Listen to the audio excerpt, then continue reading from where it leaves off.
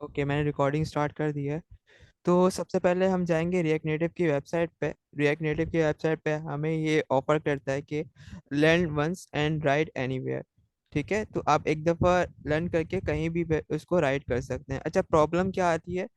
Problem ये आई थी कि जैसे कि नॉर्मली वेब मोबाइल एप्लीकेशंस बनती हैं, तो उसमें होता ये है कि अगर जैसे कि आपके पास दो प्लेटफॉर्म है जो जनरली चल रहे हैं, एक iOS है और एक है एंड्रॉयड। तो जब हमें कोई एप्लीकेशन बनानी होती थी तो उसके लिए हम क्या करते थे कि हमें iOS के लिए अलग से कोड लिखना पड़ता था एंड एंड्रॉयड के लिए अलग कोड लिखना पड़ता था। तो उसमें होता ये था कि हमारी एप्लीकेशन तो सेम है, सेम वर्क कर रही है, सेम वर्क फ्लो है, सेम स्ट्रक्चर है, बट वहाँ पे एक पॉइंट क्या आता था, पॉइंट ये आता था कि एक ही एप्लीकेशन को दो प्लेटफॉर्म की करने के लिए हमें दो दफ़ा कोड करना पड़ता है, उसकी हैंडलिंग दो दफ़ा करनी पड़ती है। बट यहाँ पे रिएक्ट नेटिव पे क्या हो रहा है, रिएक्ट नेटिव पे ये हो रहा है कि रिएक्ट नेटिव ये ऑफर करता है कि आप एक दफ़ा इस कोड को लिखें और वो क्रॉस प्लेटफॉर्म पे आपका जो है रन हो जाएगा। लाइक एंड्रॉयड पे भी आप उस सेम कोड को एग्जीक्यूट कर सकते हैं एंड वही कोड आपका iOS पे भी जो है वो एग्जीक्यूट हो जाएगा। ठीक है, तो ये है कि आपकी जो कॉटलन और स्विफ्ट की जो रिक्वायरमेंट थी वो इसमें अभी भी है कि उसको कंपाइल तो वो उसी तरह से कर रहा होता है अपने बैकएंड पे। बट यहाँ पे उसने उसको एक सिस्टमेटिक कर दिया है कि आपको कोड तो एक दफ़ा लिखना है, लेकिन वो जो एग्जीक्यूट है वो अपने हिसाब से वो कॉटलन और स्विफ्ट में वो खुद खुद ही कर रहा होता है iOS और एंड्रॉयड की रिक्वायरमेंट के हिसाब से। ठीक है, तो आगे बढ़ते हैं यहाँ पे।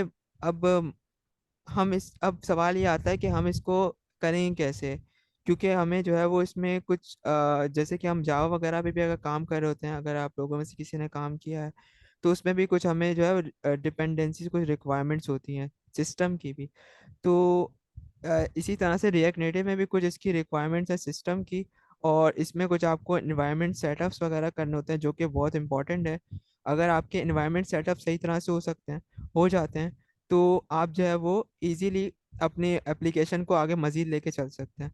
अदरवाइज अगर आपके एनवायरनमेंट सेटअप सही तरह से नहीं होते, कहीं पे कोई इशू आ रहा है, तो आपकी एप्लीकेशन जो है वो एट दी एंड रन नहीं होती है अनटिल अनलेस कि आप उन इश्यूज को अपने एंड से फिक्स कर लें।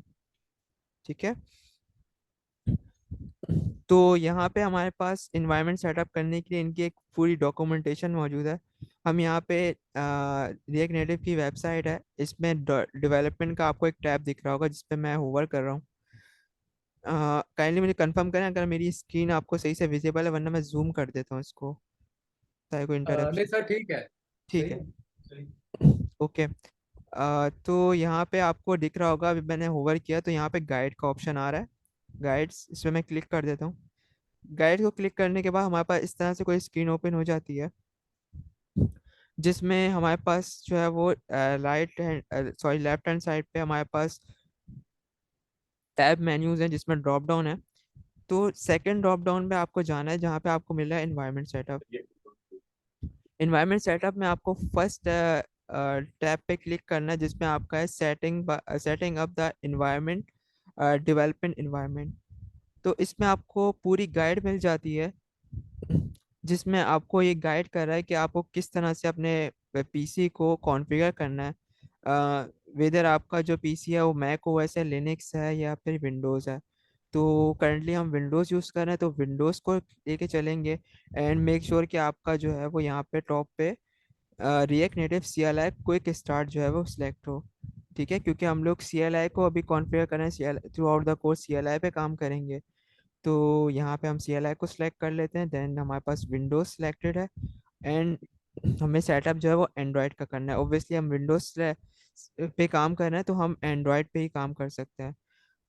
लेकिन अगर आप में से कोई अगर मैक ओएस पे काम कर रहा है, तो मैक ओएस पे आपको ये एडवांटेज मिलता है कि आप जो है वो दोनों प्लेटफॉर्म का जो है वो सेटअप कर सकते हैं अपने ओएस पे, और दोनों प्लेटफॉर्म पे आप जो है वो अपनी बिल्ड्स को रन कर सकेंगे। लेकिन विंडोज़ ये एडवांटेज नहीं देता, क्योंकि विंडोज़ के लिए मेन रिक्वायरमेंट उसकी ये है कि आपका मैक होना लाजमी है, मैकबुक होना लाजमी है, मैक ओएस पे ही iOS का सेटअप हो सकता है। आगे बढ़ते हैं। आगे बढ़ने के बाद यहाँ पे हमें ये देता है नोड जेएस और इंस्टॉलेशन डिपेंडेंसी। जिसमें हमारे पास कुछ चीज़ें आती हैं, जैसे कि मेन नोड जेएस ऑब्वियसली आप यूज़ कर चुके होंगे, फेमिलियर होंगे इससे, जिसमें आपने रिएक्ट और जैसे npm पैकेजेस वगैरह यूज़ किए हैं, तो उसके लिए आपको नोड जेएस की नीड होती है। तो नोड जेएस आप लोगों ने ऑलरेडी इंस्टॉल किया होगा अपने सिस्टम पे। रिएक्ट नेटिव कमांड इंटरफेस है, जेडीके है एंड एंड्रॉयड स्टूडियो है। अच्छा, इसको शॉर्ट करते हैं, जिसमें यहाँ पे इन्होंने एक सेटअप दिया हुआ है, जिसमें इन्होंने दिया हुआ है कि आप चौको इंस्टॉल से यहाँ इस वाली कमांड से, जिस जो कि कमांड है आपको पावर शेल पे रन करनी होती है, इससे आप सारी चीज़ें एक साथ हैंडल कर सकते हैं। बट इसमें एक इशू ये आता है कि आपको जो नोड जेएस का वर्जन चाहिए, वो आपके पीसी में हो सकता है ऑलरेडी इंस्टॉल्ड हो। तो आप इस कमांड को स्किप करके, जैसे कि ये वाली कमांड आपने कॉपी करी और यहाँ से इसको, इस कमांड को आपने स्किप करके बाकी कमांड को आपने रन किया, तो आपका चौको इंस्टॉल जो है वो हो जाएगा, और जो जेडीके है वो भी आपका इंस्टॉल हो जाएगा। बट इसको हम थोड़ा शॉर्ट करते हैं, क्योंकि ये एक चीज़ कॉम्प्लेक्स हो जाती है जिसको हम लोग पावर शेल वगैरह पे रन कर रहे होते हैं। तो इसके लिए हम नोड जेएस के थ्रू ही ये सारा सेटअप चॉकोलेटी का कर सकते हैं। इसके बाद हमें जेडीके की नीड हो सकती है, वो हम इसको इंडिविजुअली अलग से फिर इंस्टॉल कर लेंगे। तो यहाँ पे मैं मेरे पास नोट ऑलरेडी एक डाउनलोड हुआ हुआ है, मैं उसको देख लेता हूँ। इस पे मैंने डबल टैप किया, ये नोड मेरे पास ओपन हो गया है। अच्छा, नोड पे आपको करना ये होता है कि सिंपली स्टेप है, जैसे आप नॉर्मली नोड को इंस्टॉल करते हैं उसी तरह से आपको इसको इंस्टॉल करना है। और बस एक पॉइंट पे आपको एक चेक बॉक्स पे चेक करना है, ताकि वो अपना एक जो चॉकोलेटी का सेटअप है वो कर ले। यहाँ पे आप देख सकते हैं, यहाँ पे आपके पास एक ऑप्शन आ रहा है, इसको आप पहले तो स्किप कर देते थे, बट यहाँ पे अगर आप चेक लगा के इसको नेक्स्ट करते हैं, तो ये क्या बोल रहा है, ये बोल रहा है कि automatically install the necessary tools, note that this will also install chocolatey, जो कि हमारी रेग नेटिव की रिक्वायरमेंट है। और इसके बाद जो है वो आपका, जैसे ही आप नेक्स्ट करते हैं, इंस्टॉल करते हैं, इंस्टॉल करने के बाद आपके पास ऑप्शन आता है फिनिश का। फिनिश आपको लाजमी करना है। फिनिश करने के बाद जो है आपके पास पावर शेल की विंडोज ऑटोमेटिकली ओपन हो जाएगी, और उसमें फिर आपको ऑप्शन देगा कि प्रेस एनी की, तो आपने प्रेस एनी की करना है दो दो 2 to 3 टाइम्स। तो उसके बाद ये खुद ही सेटअप को स्टार्ट कर देगा चॉकलेट इंस्टॉल करने के लिए। एक चीज याद रखिएगा कि चॉकलेटी इंस्टॉल करने के लिए और जो सेटअप आप कर रहे होते हैं, आपका पावर शेल ओपन होता है, ये इंस्टॉल होने में थोड़ा आपका टाइम लेता है। आप समझेंगे कि आपका सिस्टम जो है थोड़ा सा लैग कर रहा है, हैंग हो रहा है, बट वो बैक बिहाइंड द सीन वो इंस्टॉलेशन जो है वो आपकी कर रहा होता है। एंड जैसी इंस्टॉलेशन आपकी कंप्लीट हो जाती है, तो आपका वो जो पावर शेल की विंडो है वो ऑटोमेटिकली क्लोज हो जाएगी। ठीक है। तो ये हम मैंने लगा दिया, ये हो रहा है अभी इंस्टॉल।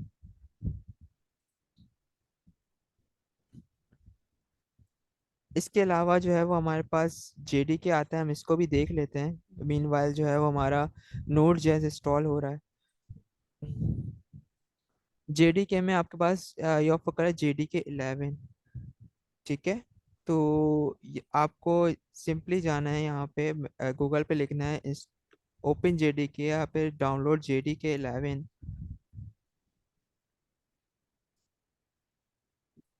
Download JDK 11।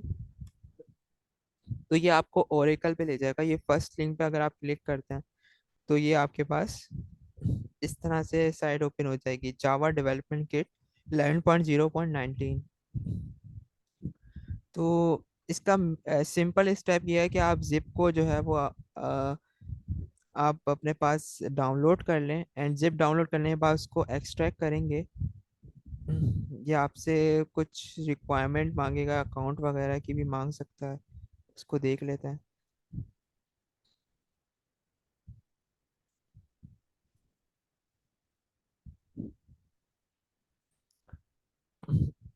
तो ये मेरे पास जो है वो, अगर आप नोड जेएस को देखें, तो नोड जेएस में ये हो रहा है कि इसने फिनिश का ऑप्शन दे दिया। फिनिश के बाद ये सेटअप आपका नोड जेएस का फिनिश होगा। बट इसके बाद जो है वो आपका अदर सेटअप स्टार्ट हो जाएगा, जो कि आपका चॉकोलेटी का है। मैं इसको कंटिन्यू करता हूँ, प्रेस यानी कि कंटिन्यू करता हूँ, एंड ये मेरी पावर शेल की विंडो अभी ओपन कर देगा और इंस्टॉलेशन को स्टार्ट कर देगा। मैं इसको एडमिनिस्ट्रेटर से अलाउ करता हूँ। तो यहाँ पे मेरी पावर शेल की विंडो ओपन हो गई है। ठीक है। अब इसने इंस्टॉलेशन भी मेरी स्टार्ट कर दी है यहाँ पे। कुछ डिपेंडेंसीज वगैरह हो सकता है ये मेरा सेटअप स्टॉप कर दे, क्योंकि मेरा ऑलरेडी चॉकलेटी वगैरह सेटअप हुआ हुआ है। तो मैं इसको यहीं पे रोक देता हूँ। अ, यहाँ तक मुझे बताएं कि सब क्लियर है आपको, सेटअप जो आप लेके चल रहे हैं। अ, आप लोग साथ साथ चल रहे हैं इसमें? जी सर, क्लियर है। ठीक है। मीनवाइल आप जो है वो अपना नोट जेएस सेटअप पे लगा सकते हैं, तो वो कुछ टाइम लेता है। तो क्लास एंड तक हो सकता है कि आपका या ड्यूरिंग द क्लास आपका इंस्टॉल हो जाए। ठीक है। हम लोग जो है वो अभी जेडीके इंस्टॉल कर रहे थे, क्योंकि हम नोड और चॉकलेटी ऑलरेडी इंस्टॉल कर चुके हैं। जेडीके पे जाते हैं। जेडीके हमने इंस्टॉल किया था यहाँ पे, सॉरी डाउनलोड किया था। मैं यहाँ पे इसको फोल्डर पे ओपन करके अनजिप कर देता हूँ।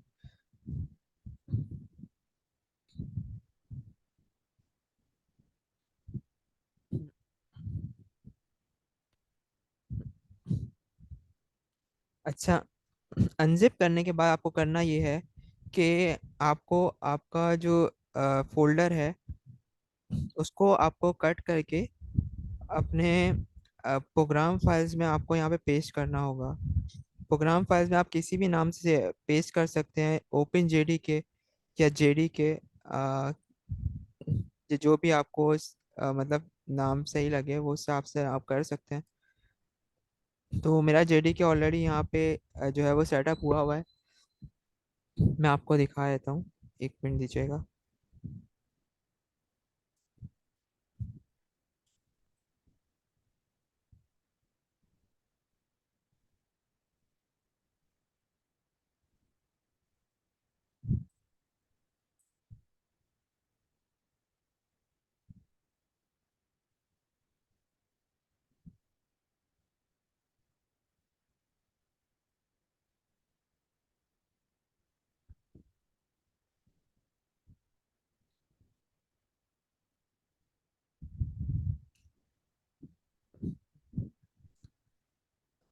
अच्छा, क्योंकि एक इशू ये हुआ है कि मैंने जो जेडी के इंस्टॉल किया था वो डायरेक्टली एंड्रॉयड स्टूडियो से किया था। तो एंड्रॉयड स्टूडियो ने क्या किया कि एंड्रॉयड स्टूडियो ने वो एंड्रॉयड मतलब लोकल के अंदर ही उसको सेटअप कर दिया है, और हमारा पाथ जो है यहाँ पे डिफाइन कर दिया है। इन्वायरमेंट वेरिएबल्स को अभी देखेंगे हम, तो इसमें मज़ीद आपको क्लैरिटी हो जाएगी। ठीक है। तो आप लोग कर ये सकते हैं कि यहाँ पे आपका जेडी के अनसिप हुआ है, उस सेम फोल्डर को आप कॉपी करके प्रोग्राम फाइल्स में आप से सी प्रोग्राम फाइल्स में आप पेस्ट कर सकते हैं। यहाँ पे आपका पेस्ट हो जाएगा, आपने कंटिन्यू करना है। ठीक है। देन इसके बाद जो है वो हम मज़ीद सेटअप पे चलते हैं, जिसमें हमारे पास है download and install Android studio. ठीक है। एंड्रॉयड स्टूडियो जैसे कि हमने कल भी किया था, अगर आप लोगों ने देखा हो, तो सिंपली आपको नेक्स्ट नेक्स्ट नेक्स्ट करके एंड्रॉयड स्टूडियो को इंस्टॉल करना है। वो आपका वंस इंस्टॉल हो जाता है, उसके बाद जो है वो आपको एंड्रॉयड स्टूडियो को ओपन करना है। ठीक है। एंड्रॉयड स्टूडियो को आप ओपन करते हैं, तो आपको इसकी मजीद रिक्वायरमेंट जो है वो आपको इसके नीचे ही मिल जाती है, कि जिसमें वो बता रहा है कि आपको एंड्रॉयड एस डी के इंस्टॉल करना है, आपका एंड्रॉयड एस डी के प्लेटफॉर्म टूल्स और वर्चुअल डिवाइस को कॉन्फ़िगर करना है। It depends on you. Virtual device अगर आप कॉन्फ़िगर करना चाहते हैं तो आप कॉन्फ़िगर कर सकते हैं, अदरवाइज आप जो है वो अपनी फिजिकल डिवाइस जो भी आपकी मोबाइल है, वो सेल फोन है, उसको भी आप कनेक्ट करके यूज़ कर सकते हैं। हमारा एंड्रॉयड स्टूडियो जो हमने इंस्टॉल किया था वो यहाँ पे ओपन हो गया, आपके पास इतना सेंटर पे सारा होगा।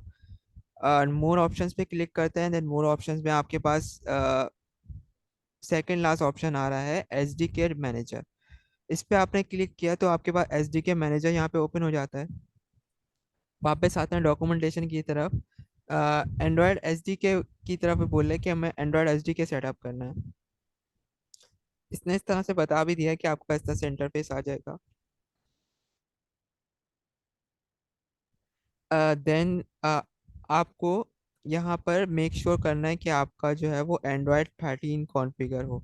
एंड्रॉयड 13 कॉन्फ़िगर करने के लिए आपके पास एंड्रॉयड एस डी के प्लेटफॉर्म 33 होना चाहिए। हो सकता है जब आपने जो है वो इंस्टॉल किया हो तो आपके पास बाय डिफ़ॉल्ट 34 हुआ हो, बट उसको आपने स्किप करके 33 को इंस्टॉल करना है, क्योंकि वही अभी कंपैटिबल वर्जन जो है वो हमारे लिए चल रहा है एंड्रॉयड कॉन्फ़िगरेशन के लिए। ठीक है। तो यहाँ पर हमारे पास जो है वो फोर्थ ऑप्शन आ रहा होता है। अगर आपने यहाँ पे चेक नहीं लगाया हुआ शो पैकेज डिटेल में, तो यहाँ पे आपका डायरेक्टली आप देख सकते हैं यहाँ पे एंड्रॉयड 13 आपके पास आ रहे हैं 3 ऑप्शन। लेकिन अगर आप यहाँ पे चेक लगाते हैं तो बेहतर होता है कि आपको मज़ीद डिटेल्स भी इसकी दिख जाती हैं। एंड्रॉयड 13 यहाँ पे ओपन है हमारे पास। एंड यहाँ पे हमारे पास जो पहली पहली रिक्वायरमेंट में बोल रहा है रिएक्ट नेटिव की डॉक्यूमेंटेशन के मुताबिक एंड्रॉयड एस डी के प्लेटफॉर्म 33 ये हमारा चेक होना चाहिए। इसको हमें चेक करना है। एंड देन मजीद ये कह रहा है कि आपके पास इंटेल 86 एटम 64 सिस्टम इमेज, या फिर जो है वो Android API sorry Google API Intel 86 atom system image at least होना चाहिए। इन दोनों में से कोई एक को आपको चेक करना है। तो हमारे पास यहाँ पे थर्ड लास्ट पे ये ऑप्शन अवेलेबल है जिसको आपको मेक श्योर करना है कि ये चेक हो। ठीक है। इसके अलावा मजीद देख लेना ताकि इंस्टॉलेशन जो है हमारी एक साथ हो जाए। यहाँ पे नेक्स्ट स्टेप में ये बोलता है कि एंड्रॉयड एस डी के टूल्स पे आपको जाना है। एस डी के टूल्स में जाके आपको शो पैकेज डिटेल्स करना है। एस डी के टूल्स पे गए। एस डी के टूल्स पे आपको बाय डिफॉल्ट आपके पास इस तरह से इंटरफेस आ रहा होता है। आपको यहाँ पे दोबारा शो पैकेज डिटेल्स करना है। शो पैकेज डिटेल्स करने के बाद आप देखेंगे यहाँ पे आपके पास एंड्रॉयड एस डी के टूल्स बिल्ड टूल्स 34 आ रहा है। इसमें आपका ऑप्शन आ रहा है 33.0.0। डॉक्यूमेंटेशन में यहाँ पे आपको बताया हुआ है कि आपके पास जो है वो 33.0.0 कॉन्फ़िगर होना चाहिए। तो यहाँ पे हमने इसको चेक कर दिया। एंड देन मज़ीद देख लेते हैं क्या रिक्वायरमेंट है। तो मज़ीद कोई रिक्वायरमेंट नहीं है। देन हम अप्लाई करके इसको डाउनलोड पे लगाते हैं। तो मेरे पास ऑलरेडी इंस्टॉल हुआ हुआ है एंड डाउनलोड हुआ हुआ है, क्योंकि टाइम भी कंज्यूम करता है कुछ। तो यहाँ पे अप्लाई हम अप्लाई पे क्लिक करेंगे तो आपके पास डाउनलोडिंग जो है वो वहाँ पे स्टार्ट हो जाएगी। कुछ एग्रीमेंट्स आएंगे जिसको आपको साइन करके डाउनलोडिंग आपकी स्टार्ट हो जाएगी। एंड देन आप सेटअप को फिनिश करके यहाँ पे आप ओके करते हैं, आपका जो है सेटअप हो जाता है। नेक्स्ट स्टेप जो हमारे पास ये है कि आपका एंड्रॉयड जो है वो इंस्टॉलेशन वगैरह कंप्लीट हो गई है। नेक्स्ट स्टेप पे आपको अपने सिस्टम को ये बताना है कि आपका एंड्रॉयड कहाँ एग्जिस्ट करता है। आपका एंड्रॉयड होम जो है वो आपको वहाँ पे डिफाइन करना है। तो इसके लिए एंड्रॉयड इन्वायरमेंट सेटअप होता है। इन्वायरमेंट सेटअप हम करेंगे यहाँ पे। जैसे कि इन्वायरमेंट सेटअप में हम विंडोज़ पे जाते हैं, ENV लिखते हैं। ENV लिखेंगे यहाँ पे हमारे पास इन्वायरमेंट सेटअप आ जाएगा। इन्वायरमेंट सेटअप में एंड्रॉयड होम आपको डिफाइन करना है। और एंड्रॉयड होम आपको कैसे मिलेगा, आप दोबारा जाते हैं एस डी के मैनेजर में। टॉप पे आपके पास यहाँ पे पाथ आ रहा है, सेम पाथ को आपको कॉपी करना है। एंड देन यहाँ पे न्यू पे क्लिक करके यहाँ पे एंड्रॉयड होम एक एंड्रॉयड होम बनाएंगे। मेक श्योर ये अपर केस में हो एंड स्नैक केस। और यहाँ पे आपको पाथ को पेस्ट कर देना है।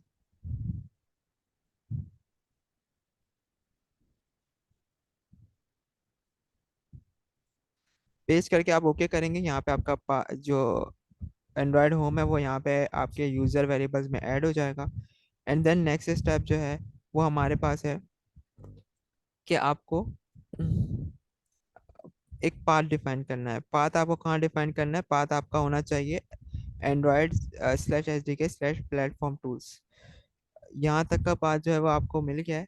देन आपको जो है वो फर्दर आगे जाना है और वहाँ पे जाके आपको प्लेटफॉर्म टूल्स का ही पाथ जो है वो डिफाइन करना है।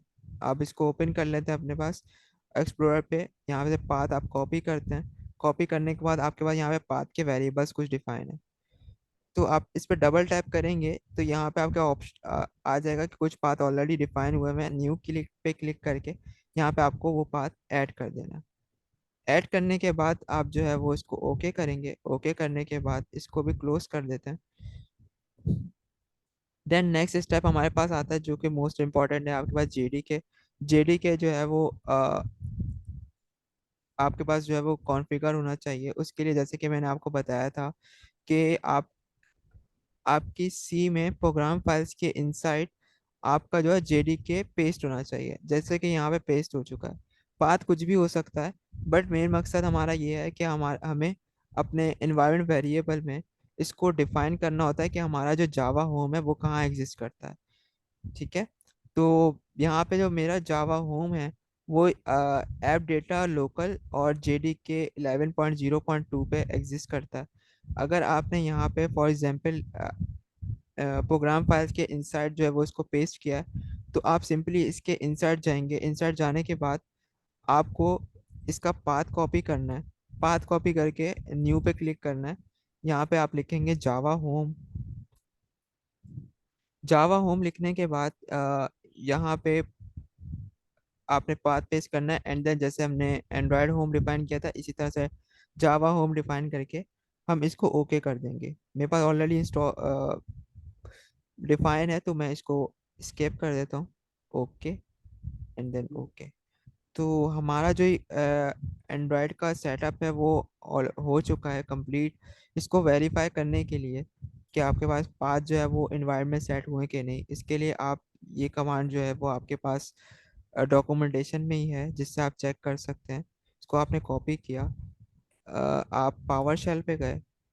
पावर शेल विंडो आपके पास ओपन हुई, run as administrator, and then यहाँ पे आपने पेस्ट किया।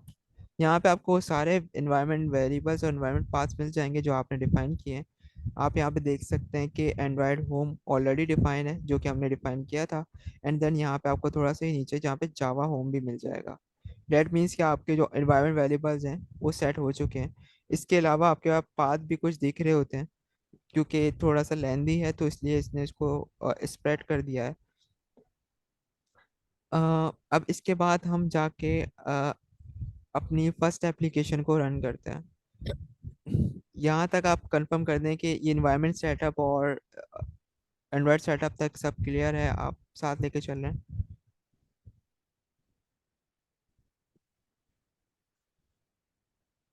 तकरीबन सर हो ही गया है। ठीक है, तो हम आगे बढ़ते हैं यहाँ पे, और यहाँ पे आप अपनी फर्स्ट एप्लीकेशन को रन करते हैं। मैं लास्ट डे जो है वो एक एप्लीकेशन बनाई थी, ऑलरेडी रखी हुई है। अ, मैं यहाँ पे एक थोड़ा सा स्टेप रिपीट कर देता हूँ कि आप एप्लीकेशन फर्स्ट स्टेप नहीं कैसे बनाते हैं। यहाँ पे आपकी एक कमांड है, npx react native at latest init awesome project। ठीक है, इस आप कमांड को आपने कॉपी किया है। कॉपी करने के बाद जो है वो आप यहाँ पे एक टर्मिनल ओपन करते हैं। मैं यहाँ पे टर्मिनल ओपन कर देता हूँ क्लास के इनसाइड ही, cmd। और यहाँ पे आप कमांड पेस्ट करके इंटर करते हैं तो आपका प्रोजेक्ट जो है बन जाता है।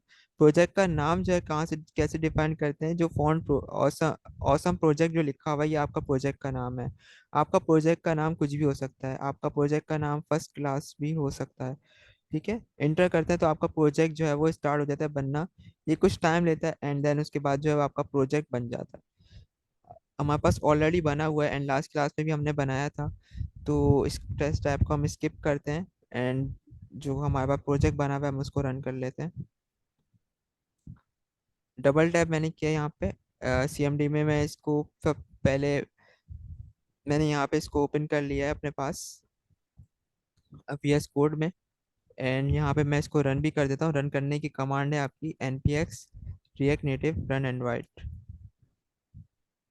मेक श्योर कि आप रिएक्ट npx से रन कर रहे हो, क्योंकि npm अभी डेप्रिकेट हो चुका है। मजीद जो है वो सपोर्ट नहीं करता, इसलिए npx ही यूज़ होता है। इसके अलावा सॉरी, इसके अलावा आप यान भी यूज़ कर सकते हैं, depends on you. npx react native run android।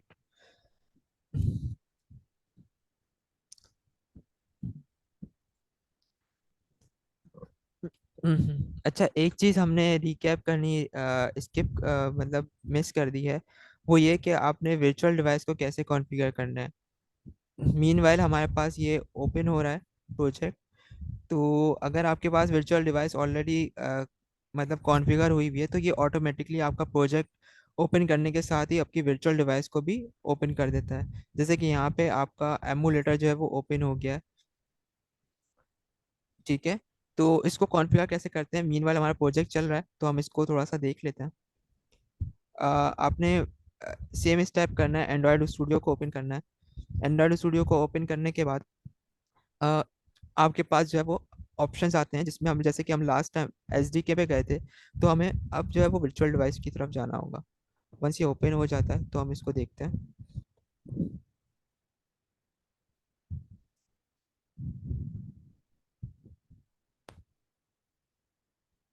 ये हमारे पास ओपन हो गया है। तो यहाँ पे मोर ऑप्शंस में आपके पास आ रहा है एसडीके। एसडीके पे हमें नहीं जाना है, हमें जाना है यहाँ पे वर्चुअल डिवाइस पे। वर्चुअल डिवाइस मैनेजर पे क्लिक किया, यहाँ पे हमारे पास जितनी डिवाइसेस कॉन्फ़िगर हुई हुई हैं वो यहाँ पे खुल जाएंगी। अब जैसे कि आपने स्टार्ट में एक क्वेश्चन किया था कि कितनी स्पेस लेता है हमारा एंड्रॉयड स्टूडियो, तो यहाँ से आप देख सकते हैं कि हमारा जब वर्चुअल डिवाइस कॉन्फ़िगर होती है। ये मैंने अपना मोबाइल नहीं कनेक्ट किया, वर्चुअल डिवाइस है जो कि यहाँ पे कॉन्फ़िगर हुई भी है। ये ऑटोमेटिकली इसने डिटेक्ट करके ओपन कर लिया है और इसी में प्रोजेक्ट हमारा रन हो रहा होगा। ठीक है, तो यहाँ पे आप देख सकते हैं अभी ये 11 GB की आ रही है। डिपेंड करता है कि आपका प्रोजेक्ट कितना बड़ा है और मतलब उसकी डिपेंडेंसीज कितनी है। तो उस हिसाब से ये स्टोरेज को यूटिलाइज कर रहा होता है। ये आपका जो है 40 GB तक भी चला जाता है अगर आपका प्रोजेक्ट ज़्यादा हैवी है तो। ठीक है, तो इसके लिए आपके पास जो है वो एक जिस ड्राइव में आप इसको कर रहे हैं, सी ड्राइव में, उसके लिए आपके पास स्पेस जो है वो अच्छी होनी चाहिए। अगर आपके पास 256 GB SSD लगी हुई है डेडिकेटेड सी ड्राइव के लिए, तो आई थिंक ये इनफ होगी आपके लिए एंड्रॉयड स्टूडियो रन करने के लिए। आप यहाँ पे आपके पास यहाँ पे जैसे आपने कॉन्फ़िगर किया था अपना एंड्रॉयड स्टूडियो, तो बाय डिफ़ॉल्ट आपके पास एक डिवाइस आ रही होती है जो कि डिफ़ॉल्ट कॉन्फ़िगर हो जाती है एंड्रॉयड स्टूडियो के साथ। तो आपने करना ये है कि सम टाइम वो डिवाइस जो है इश्यूज करती है, तो आपने यहाँ पे जाके उसको जस्ट डिलीट करना है। डिलीट करने के बाद आपने क्रिएट डिवाइस करके न्यू डिवाइस आपने को बनानी होगी। न्यू डिवाइस बनाने के लिए आप फ़ोन सेलेक्ट कर सकते हैं कौन सा आपको करना है। तो बेहतर है कि आप जो है यहाँ पे पिक्सल 4 पे जाएं, क्योंकि पिक्सल 4 ज़्यादा कंपैटिबल और अच्छा चलता है हमारे पास वर्चुअल डिवाइस के लिए। तो यहाँ पे आप क्लिक करेंगे and then next. System OS image आप देख लेंगे कि आपको कौन सी सिलेक्ट करनी है। तो हमने यहाँ पे 33 सेलेक्ट करी हुई है Android 13 के लिए, एंड उसमें गूगल प्ले भी है। नेक्स्ट करते हैं। नेक्स्ट करने के बाद हो सकता है नेक्स्ट करने से पहले आपको यहाँ पे नेक्स्ट का ऑप्शन डिसेबल मिले, तो इसके लिए आपको करना ये होगा कि जैसे कि मैंने अगर दूसरा कोई सिस्टम इमेज को सिलेक्ट किया है तो मेरे पास नेक्स्ट का ऑप्शन डिसेबल आ रहा है। डेट मीन्स कि मुझे पहले इस सिस्टम ओएस सिस्टम इमेज को अपने सिस्टम पे डाउनलोड करना है, देन ही मैं आगे जो है वो इसको परस्यू कर सकूंगा। तो फॉर एग्जांपल हमारे पास ये डाउनलोड हो गया है, देन हमारे पास नेक्स्ट का ऑप्शन आ रहा है। डिवाइस को हमने यहाँ पे कुछ भी नाम दे दिया। मेक श्योर कि आपकी डिवाइस का अगर आपके पास एक से ज़्यादा है तो उसका नाम कुछ डिफरेंट होना चाहिए, एंड देन फिनिश। आपके पास एक और डिवाइस जो है वो वर्चुअल डिवाइस यहाँ पे कॉन्फ़िगर होके आ गई है। देख सकते हैं यहाँ पे अभी 513 यानी कि 513 MB की फाइल एक डिवाइस आ रही है। अगर आप इसे प्रोजेक्ट रन करते हैं उस हिसाब से इसकी डिस्क स्पेस इंक्रीज होती रहती है। मैं इसको डिलीट कर देता हूँ। मीनवाइल हम ये सेटअप देख रहे हैं, तो हमारा प्रोजेक्ट रन हो गया है। और प्रोजेक्ट का फर्स्ट इंटरफेस आपके पास कुछ इस तरह से आ रहा होता है, जो कि आप देख सकते हैं कि ये वेलकम टू रिएक्ट नेटिव और कुछ गाइडलाइंस भी दे रही है। थोड़ा सा इसको एक्सप्लोर कर लेते हैं।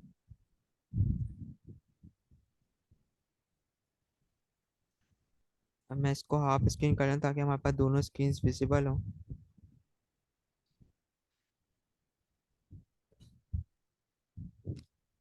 ठीक है।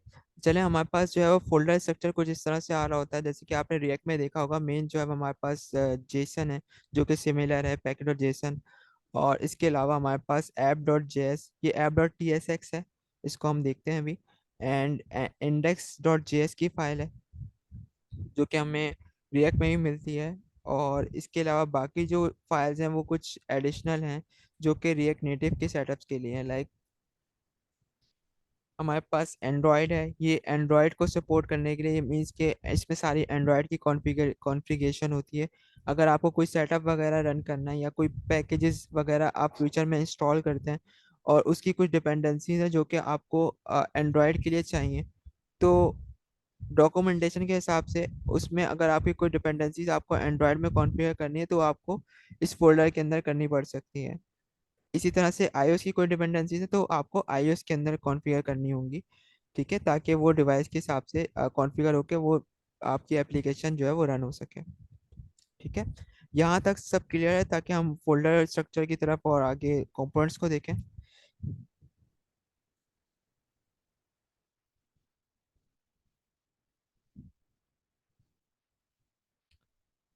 जी, यहाँ तक सब क्लियर है, आपको आवाज़ आ रही है?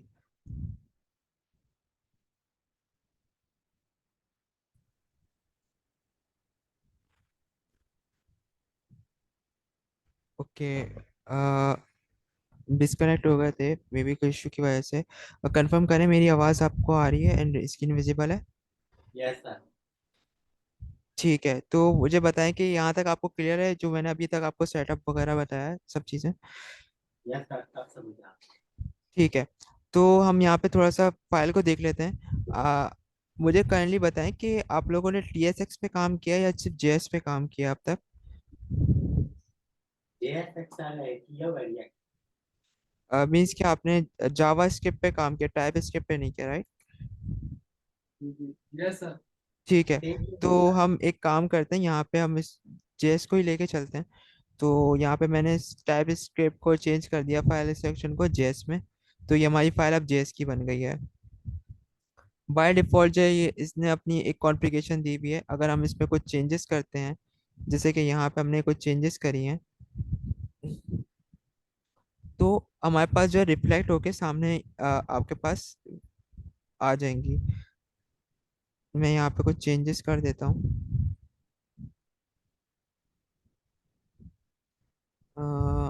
Hello world.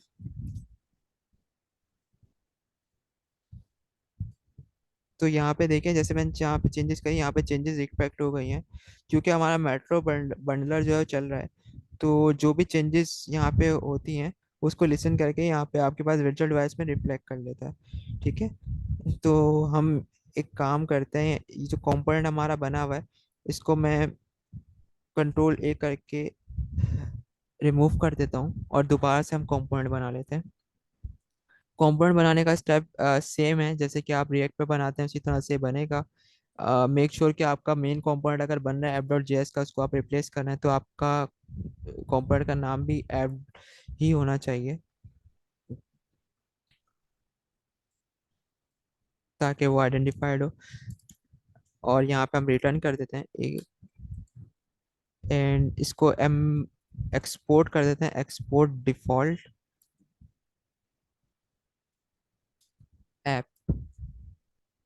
ठीक है, एक्सपोर्ट डिफॉल्ट हमने क्यों किया? एक्सपोर्ट डिफॉल्ट हमने इसलिए किया क्योंकि आपकी इंडेक्स की जो फाइल है वो इसको गेट करी, ये मेन आपकी मेन फाइल है इंडेक्स, जहाँ से आपकी जो जितना भी आपका कोड है वो यहाँ से कंपाइल हो रहा होता है और आगे एग्जीक्यूट हो रहा होता है। आपका जो यहाँ पे app.js की फाइल से आपका ऐप इंपोर्ट हुआ है, वो डिफ़ॉल्ट एक्सपोर्ट हुआ था, इसलिए यहाँ पे भी डिफ़ॉल्ट ही आपका जो है वो इंपोर्ट हुआ हुआ है।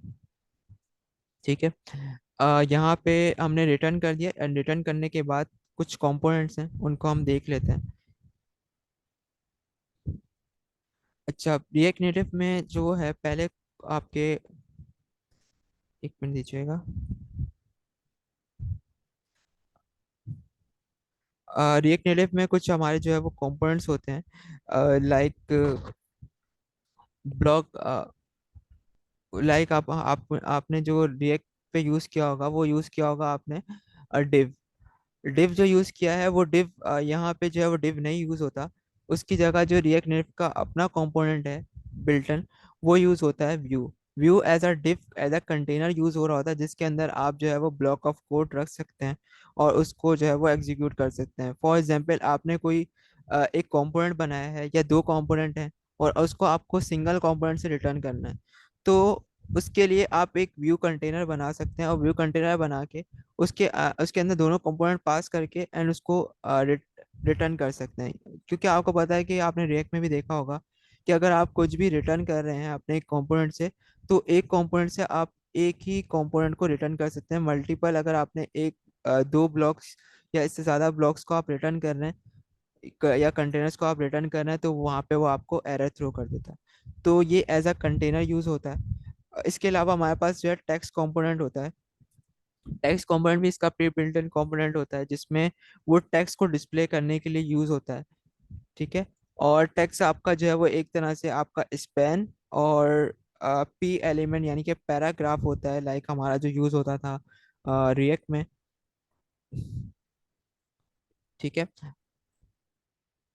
तो इसमें हम लोग जो है वो सिर्फ टेक्स्ट को रेंडर करवा सकते हैं। मेक श्योर कि अगर आप कोई भी टेक्स्ट रेंडर करवा रहे हैं तो आपका जो है टेक्स्ट कंपोनेंट के इनसाइड ही रेंडर होना चाहिए। अदरवाइज अगर आप व्यू कंटेनर के अंदर डायरेक्ट टेक्स्ट पास करते हैं तो वो इसको बिल्कुल एक्सेप्ट नहीं करता, वो एरर थ्रो कर देता है कि आपका जो स्ट्रिंग है वो आपके टेक्स्ट कंपोनेंट के इनसाइड होना चाहिए।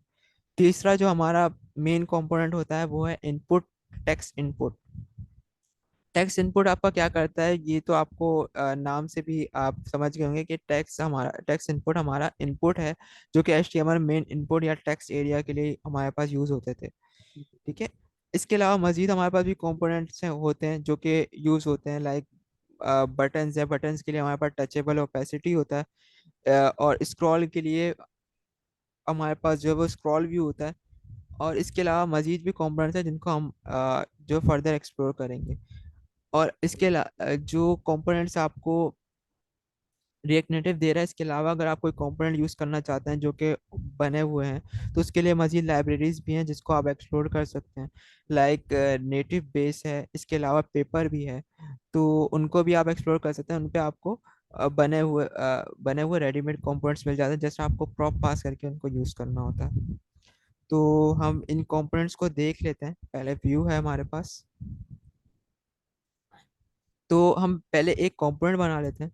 कंपोनेंट बनाने के बाद अ, ये हमने एक कंपोनेंट रिटर्न किया जो कि बिल्कुल एम्प्टी कंटेनर है। मेक श्योर कि आपका जो भी कंपोनेंट यूज हो रहा है वो रेलिवेंट लाइब्रेरी से जो है वो आपका इंपोर्ट हो रहा हो। ठीक है।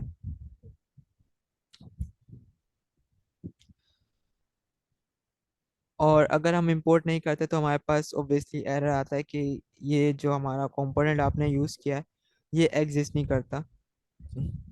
हम इसको इंपोर्ट करके यूज कर लेते हैं। एंड देन हमारा नेक्स्ट है टेक्स्ट इनपुट। टेक्स्ट इनपुट को भी हम जो है वो इंपोर्ट कर लेते हैं। इंपोर्ट करने के बाद यहाँ पे हम लिख देते हैं हेलो वर्ल्ड।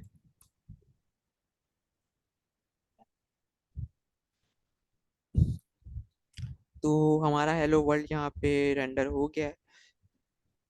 सो हमारा फर्स्ट कोड जो है वो हमने यहाँ पे इसको एग्जीक्यूट कर दिया है। जैसे कि मैंने आपको बताया था कि हम सिर्फ सिंगल कंटेनर ही या सिंगल ब्लॉक ऑफ कोड ही यहाँ पे रिटर्न कर सकते हैं। ये रिएक्ट में भी आपने देखा होगा। तो मैं आपको एग्जांपल देता हूँ। यहाँ पे मैंने एक कंपोनेंट ये बना हुआ है, मैंने सेम कंपोनेंट को कॉपी करके नीचे पेस्ट किया है, तो वो उसको एक्सेप्ट नहीं कर रहा, क्योंकि सिंगल ब्लॉक ऑफ कोड जो है वो हम रिटर्न कर सकते हैं। और इस तरह के इश्यूज जो है वो रिएक्ट नेटिव में काफ़ी ज़्यादा आ रहे होते हैं। तो अगर आपको कंटेनर यूज़ नहीं करता करना, तो आप रिएक्ट नेटिव फ्रैगमेंट भी यूज़ कर सकते हैं। रिएक्ट नेटिव फ्रैगमेंट जो है वो एक रैप होता है जो कि आपके ब्लॉक ऑफ कोड को रैप करके एक सिंगल जो है वो ब्लॉक ऑफ कोड रिटर्न कर रहा होता है।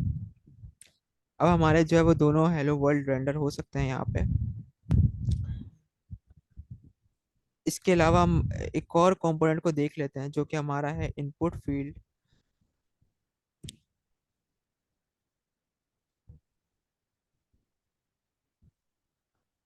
इनपुट, सॉरी, टेक्स्ट इनपुट है। ये भी हमारा रिएक्ट नेटिव से ही आता है। इसको मैं लिख लेता हूँ, टेक्स्ट इनपुट रिएक्ट नेटिव से एक्सपोर्ट हो गया। आ, आप मुझे बताएं कि आपको अ, मतलब सेल्फ क्लोजिंग टैग और क्लोजिंग टैग वाले कॉन्सेप्ट्स क्लियर हैं? वो पता है आपको क्या कॉन्सेप्ट्स होते हैं? Yes sir. ये सर। क्या होते हैं, मुझे इसका फर्क बताइएगा दोनों का। आवाज सर ब्रेक होगी है, क्या कहा है? जी, मैं बोला थोड़ा सा आप लोग इसमें डिफरेंट बता सकते हैं कि क्या डिफरेंस होता है ब्लॉक कोड में और सेल्फ क्लोजिंग टैग में, सेल्फ क्लोजिंग टैग में और क्लोजिंग टैग में? सर सेल्फ क्लोजिंग टेस्ट में ये होता है, उसका एक ही होता है, उसका एंड पॉइंट नहीं होता, उसका फर्स्ट ही होता है, उसमें क्लोज हो जाता है। लेकिन जो सा ब्लॉक कोड होता है उसमें शुरू में एक होता है और एक एंड में होता है। ठीक है, मतलब स्टार्टिंग स्टार्टिंग ओपनिंग टैग होता है एंड उसका क्लोजिंग टैग होता है, राइट? जी। ठीक है। तो हमारा जो टेक्स्ट फील्ड है, जैसे कि आपने यहाँ पे देखा है कि टेक्स्ट, हमारा जो यहाँ पे टेक्स्ट का कंपोनेंट है, ये टैग है, ये वाला क्लोजिंग ओपनिंग टैग भी है और उसका क्लोजिंग टैग भी है। लेकिन हमारा जो टेक्स्ट इनपुट है, ये टेक्स्ट इनपुट हमारा सेल्फ क्लोजिंग टैग है। ठीक है, तो इसके अंदर हम लोग के कुछ प्रॉप्स हमें मिलते हैं, जैसे कि ऑब्वियसली हमारा प्लेस होल्डर है, लाइक हमें HTML और React में ही मिलता है। तो यहाँ पे हम प्लेस होल्डर दे सकते हैं कि इंटर योर नेम, और इसको हम करते हैं यहाँ पे। तो यहाँ पे आप देख सकते हैं कि आपके पास इनपुट जो है वो आ गया है। और इन जब जैसे ही इनपुट आया आपके पास, क्योंकि हमने इसकी स्टाइलिंग वगैरह नहीं करी है, इसलिए जो है वो आपको कुछ बॉर्डर्स वगैरह इनपुट के नहीं दिख रहे होंगे। इसको फर्दर हम आगे एक्सप्लोर करेंगे, जब हम स्टाइलिंग देखेंगे तो UI वगैरह बिल्डिंग भी करेंगे साथ में। तो इसमें हमारे पास जैसे इनपुट है, इसने इनपुट को डिटेक्ट किया। इनपुट को डिटेक्ट करने के बाद इसने हमारे लिए इनपुट को कीबोर्ड को ओपन कर लिया। तो इससे हम टाइप कर सकते हैं। ठीक है, आगे बढ़ते हैं।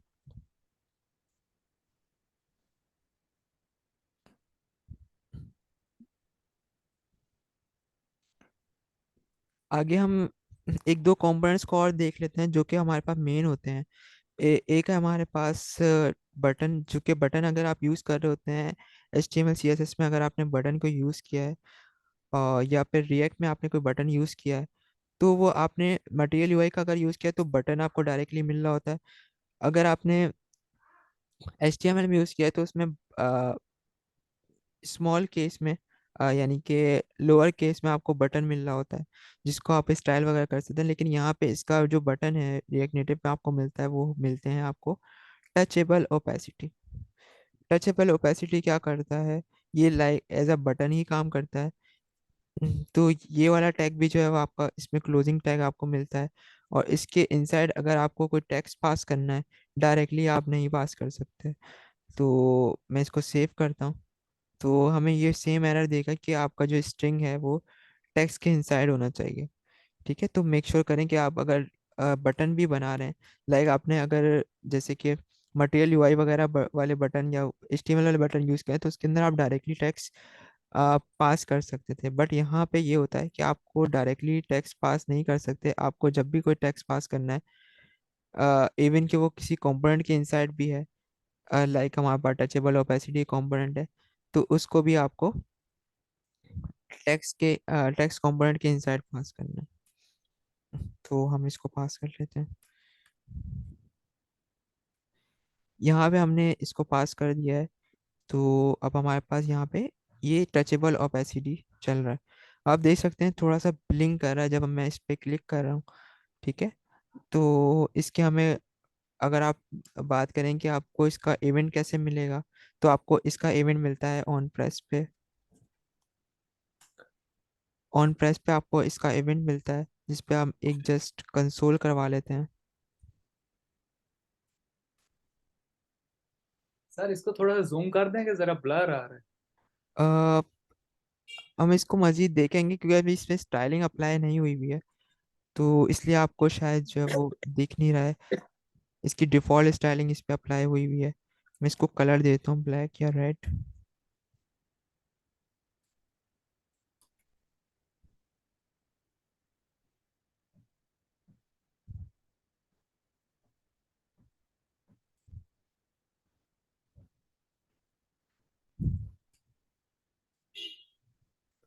आ, इस स्टाइलिंग को अभी फिलहाल स्किप कर दें, हम इसको देखेंगे डिटेल में। ठीक है, मैं जस्ट आपको जूम इन करने के लिए दिखा रहा हूँ।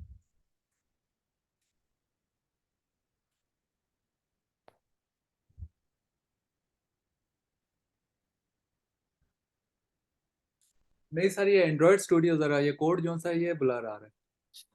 ओके, ठीक है। अब सही है। ये अब बेहतर है। ठीक है,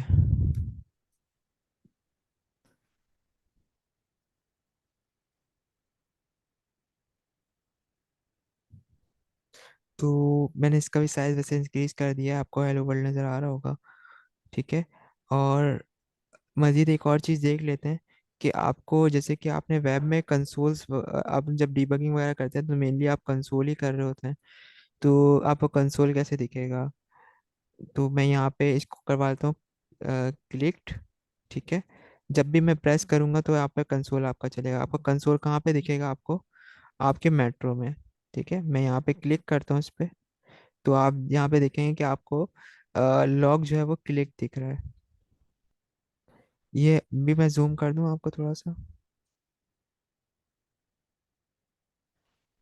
अभी विजिबल है? जी सर, ठीक है। ठीक है, तो जितना बार मैं क्लिक कर रहा हूँ तो ये यहाँ पे मेरे कंसोल दे रहा है। तो जब भी आपको कंसोल देखना है, तो ये आपको कंसोल जो है वो आपको आपके मेट्रो में दिख रहा होगा। ठीक है। अब मज़ीद कुछ कंपोनेंट्स को देख लेते हैं कि कौन से कंपोनेंट्स हैं हमारे पास।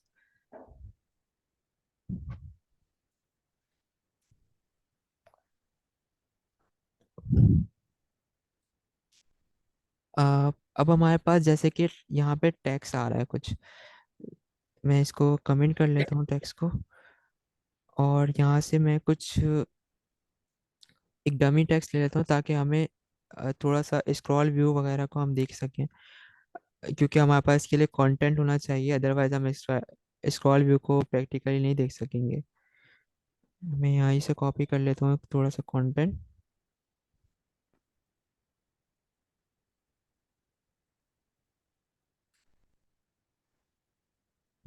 कंटेंट कॉपी करके मैंने यहाँ पे पेस्ट कर दिया है। सर VS कोड में तो हम ऐसे ही लॉरम लिखते थे तो वो कमांड में वो आ जाता था, जनरेट हो जाता, जितने वर्ड जनरेट करते हैं। इस पे नहीं है। बिल्कुल, क्योंकि वो आपका HTML है। HTML में जो है वो आ जाता है, लेकिन यहाँ पे जो है वो इस तरह से हमें नहीं मिलती हैं फैसिलिटीज़। मे बी कोई एक्सटेंशन हो, मैंने एक्सप्लोर नहीं किया है। अगर हो सकता है कोई एक्सटेंशन हो इसका, बट रिएक्ट नेटिव भी ऑफर नहीं करता करंटली। ठीक है, तो यहाँ पे आप देखें कि आपने यहाँ पे कंटेंट तो लिख लिया है, बट कंटेंट लिखने के बाद आपने रिएक्ट में देखा होगा, सॉरी ये क्लोज हो गया है। रिएक्ट में देखा होगा कि आपका जब भी कंटेंट ओवरफ्लो होता है तो बाय डिफॉल्ट वो स्क्रॉल हो जाता है। मैं इसको स्क्रॉल करने की कोशिश कर रहा हूँ, बट ये स्क्रॉल नहीं हो रहा। अच्छा, स्क्रॉल क्यों नहीं हो रहा है? इसकी एक वजह ये है कि जब भी हमें लग रहा है कि कंटेंट ओवरफ्लो होगा, तो हमें मेक श्योर करना है कि हम जो है कंटेंट को स्क्रॉल व्यू के अंदर रैप करें। हमारे पास स्क्रॉल व्यू है, अब वो भी एक कंपोनेंट है जो कि फैसिलिटी देता है हमें कि हम हमारा कंटेंट जो है फिर स्क्रॉलेबल हो। ठीक है, तो मैंने कंटेंट को स्क्रॉल व्यू पास कर दिया, मैं सेव करता हूँ। सेव करने के बाद आप देखेंगे यहाँ पे आपके पास जो साइड पे एक स्क्रॉल बार आ रहा है, एंड देन आपका अब कंटेंट जो है वो स्क्रॉल हो रहा है। ठीक है, और जो लास्ट हमारा जो कंटेंट है वो हमें दिख रहा है। एक और चीज़ हम देख लेते हैं जो कि है हमारे पास स्क्रॉल व्यू में ही। स्क्रॉल व्यू में हमारे पास कुछ प्रॉपर्टीज होती हैं, लाइक कि अगर आपको अपने कंटेंट को वर्टिकली स्क्रॉल नहीं कराना, हॉरिजॉन्टली स्क्रॉल कराना है, तो उसके लिए भी हमारे पास जो है वो इसमें ओरिएंटेशन होता है।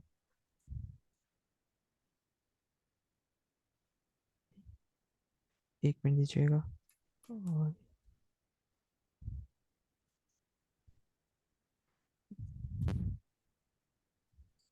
स्क्रॉल ओरिएंटेशन होता है, मैं इसकी प्रॉपर्टी भूल रहा हूँ, तो मैं यहाँ पे डॉक्यूमेंटेशन में देख लेता हूँ, यहाँ से हमें मिल जाएगी। React native scroll view. तो स्क्रॉल व्यू के हमें यहाँ पे प्रॉप्स मजीद भी मिल जाते हैं, जो कि हम यहाँ पे देख के यूज़ कर सकते हैं। इस पे हमें इसका ओरिएंटेशन भी मिलता है, मजीद प्रॉप्स यहाँ पे लिखे हुए हैं। हम यहाँ पे ओरिएंटेशन को सर्च कर लेते हैं, ओरिएंटेशन।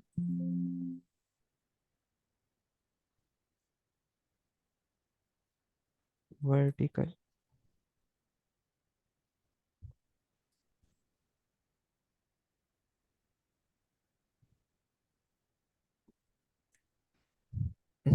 ठीक है।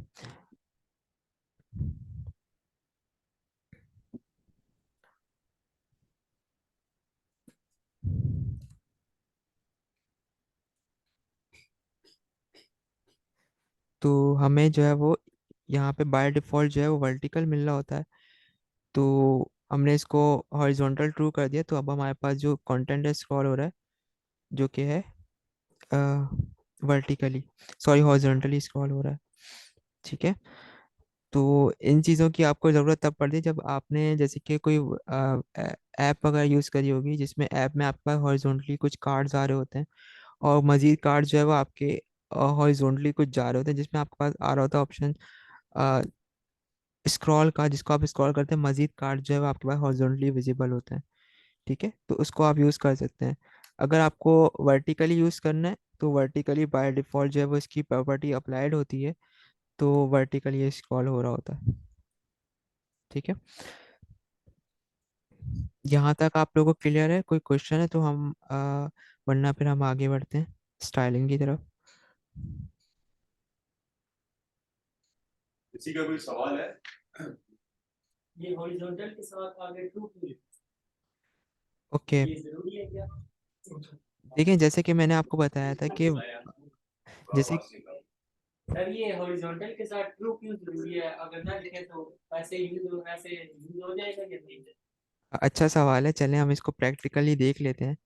हाँ, ठीक है। तो हम अगर इसको डायरेक्टली पास करते हैं प्रॉपर्टी, डेट मीन्स वो ट्रू ही गेट करता है। अगर हम ट्रू पास कर दें तो तब भी वो ट्रू ही गेट करेगा। क्योंकि ये रिएक्ट नेटिव में आपने मेरे ख्याल देखा होगा कि अगर आप जस्ट प्रॉपर्टी पास करते हैं वो एज अ ट्रू इसको गेट कर रहा होता है, अनलेस कि अगर आप उसके अंदर प्रॉपर्टी उसकी फॉल्स पास कर दें। ठीक है। ओके। इसके अच्छा अलावा सर, कोई ये ऊपर ऊपर जो से इंपोर्ट है स्क्रॉल व्यू टेक्स्ट, ये ऊपर हमने इंपोर्ट किया हुआ, ये लाजमी होते हैं क्योंकि उस बीएस में तो नहीं है। अ, अगर आपने रिएक्ट यूज़ किया है, रिएक्ट में अगर आपने प्योर एचटीएमएल यूज़ करी है, तो प्योर एचटीएमएल के कंपोनेंट तो आप खुद बना रहे होते हैं, तो उसके लिए आपको इंपोर्ट की ज़रूरत नहीं है। बट अगर आपने कोई लाइब्रेरी यूज़ करी लाइक मटेरियल यूआई या कोई और लाइब्रेरी यूज़ करी हुई है, तो उसके लिए आपको मेक श्योर करना होता है जो भी कंपोनेंट आप यूज़ कर रहे हैं वो उसी लाइब्रेरी से आप इंपोर्ट करें। ठीक है। तो रिएक्ट नेटिव में जो है वो हम कस्टम कंपोनेंट इस तरह से नहीं बना सकते लाइक हमारे एचटीएमएल में बनते हैं। ये हमें बिल्ट इन कुछ कंपोनेंट दे रहा होता है, जो कि रिएक्ट नेटिव से ही हमारे पास आ रहे होते हैं, तो इसलिए ज़रूरी होता है कि आप जो भी कंपोनेंट यूज़ कर रहे हैं तो उसको आप इंपोर्ट करें। ठीक है। सही। इसके अलावा कोई क्वेश्चन आप?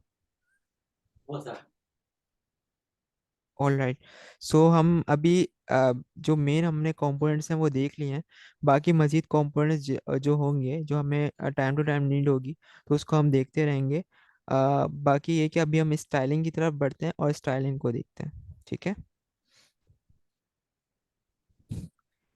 अच्छा, स्टाइलिंग जो है वो हमारे लिए क्यों इम्पोर्टेंट है? स्टाइलिंग इसलिए इम्पोर्टेंट है कि जैसे कि अभी हम अ, हमने अभी जैसे एक एप्लीकेशन बनाई, और एप्लीकेशन बनाने के बाद हम इसको यूज़ कर रहे हैं, वो कुछ खास नहीं दिख रही, मतलब कि यूज़र फ्रेंडली नहीं है, यूज़र एक्सपीरियंस उसका अच्छा नहीं है। तो इसलिए जो है वो हम उसमें कुछ स्टाइलिंग अप्लाई करते हैं, ताकि जो है वो हमारी यूआई अच्छी हो, यूज़र एक्सपीरियंस अच्छा हो, और जो यूज़र्स हैं वो उसको यूज़ करें। अ, ऐसा ना हो कि वो एक दफ़ा डाउनलोड करके दोबारा उसको अनइंस्टॉल कर लें। ठीक है। तो इसलिए हम जो है वो स्टाइलिंग वगैरह जो है वो इसको यूज़ कर रहे होते हैं, और इसमें जो है वो डिज़ाइनिंग एलिमेंट और जो भी हमें ये ऑफर करता है रिएक्ट नेटिव, वो यूज़ कर रहे होते हैं। ठीक है। स्टाइलिंग में हम थोड़ा सा देख लेते हैं कि हम स्टाइलिंग कैसे अप्लाई कर सकते हैं। स्टाइलिंग के लिए भी होता ये है कि अ, हम यहाँ पे इसकी डॉक्यूमेंटेशन थोड़ी सी देख लेते हैं। अच्छा, स्टाइलिंग में ये होता है कि जैसे कि आपके पास स्टाइलिंग बनती है, ये स्टाइलिंग के लिए भी आपको स्टाइल शीट प्रोवाइड करता है, जो कि आपको यहाँ पे डिफाइन करनी होती है। स्टाइल शीट का थोड़ा सा डिफरेंस ये है कि आपको स्टाइल जो है अपने डिफाइन करने होते हैं अपने कंपोनेंट के फौरन बाद, कंपोनेंट के इंसाइड आपको डिफाइन नहीं करने होते। ठीक है, तो जस्ट मैंने यहाँ से कॉपी पेस्ट किया है एक स्टाइल को, मैं इसको हटा देता हूँ। तो फर्स्ट आपको इंस्टेंस जो है वो स्टाइल का इनिशियलाइज करना है, स्टाइल शीट डॉट क्रिएट। जब भी कोई आप स्टाइल शीट को क्रिएट करते हैं तो आप उसको इस तरह से डिफाइन करते हैं, एंड मेक श्योर कि आपकी स्टाइल शीट जो है वो रिएक्ट नेटिव से इंपोर्ट हो। देन आपके जो स्टाइल्स हैं, इस स्टाइल्स में आपको सारे आपके स्टाइल्स मिल रहे होते हैं। फॉर एग्जाम्पल, हमारे पास एक कंपोनेंट है जो कि कंटेनर है। स्क्रॉल व्यू को फिलहाल स्किप करते हैं। स्क्रॉल व्यू के इनसाइड जो है वो हमारे पास व्यू का कंटेनर है। व्यू के कंटेनर के अंदर हमें कुछ स्टाइलिंग करनी है, ये क्योंकि हमारा मेन कंपोनेंट है। तो हम चाहते हैं कि बहुत ज़्यादा बॉर्डर से ये कंटेंट लग रहा है, तो हम थोड़ी सी पैडिंग इसमें अप्लाई कर दें। तो इसके लिए हमें पहले करना ये होगा कि एक हम इसको एज अ कंटेनर कंसीडर कर लेते हैं। हमने यहाँ पे लिखा कंटेनर, और कंटेनर कॉलन लगा के लाइक, क्योंकि हमने यहाँ पे ऑब्जेक्ट को ओपन किया हुआ है, तो एज अ ऑब्जेक्ट ही हम इसको ट्रीट करेंगे। और ऑब्जेक्ट के इनसाइड हमने एक की पास करी है कंटेनर की। इस कंटेनर की के की वैल्यू हमारी होगी एक ऑब्जेक्ट। ठीक है, अब एक इस ऑब्जेक्ट के अंदर हम जो सारी स्टाइलिंग पास कर सकते हैं, जैसे कि मैंने आपको लास्ट क्लास में बताया था, मैं रिपीट कर देता हूँ कि हमारा जो भी रिएक्ट नेटिव में कंपोनेंट यूज हो रहा है, लाइक हमारा जो कंपोनेंट ये व्यू है, व्यू यूज हो रहा है, ये बाय डिफॉल्ट जो है वो इसकी जो इसका डिस्प्ले है वो फ्लेक्स होता है। ठीक है, इसमें हमें डिस्प्ले फ्लेक्स करने की ज़रूरत नहीं है, बाय डिफॉल्ट फ्लेक्स होता है, बाकी प्रॉपर्टीज इसमें डायरेक्टली अप्लाई हो सकती हैं। तो यहाँ पे हम इसको सबसे पहले तो बैकग्राउंड कलर दे देते हैं।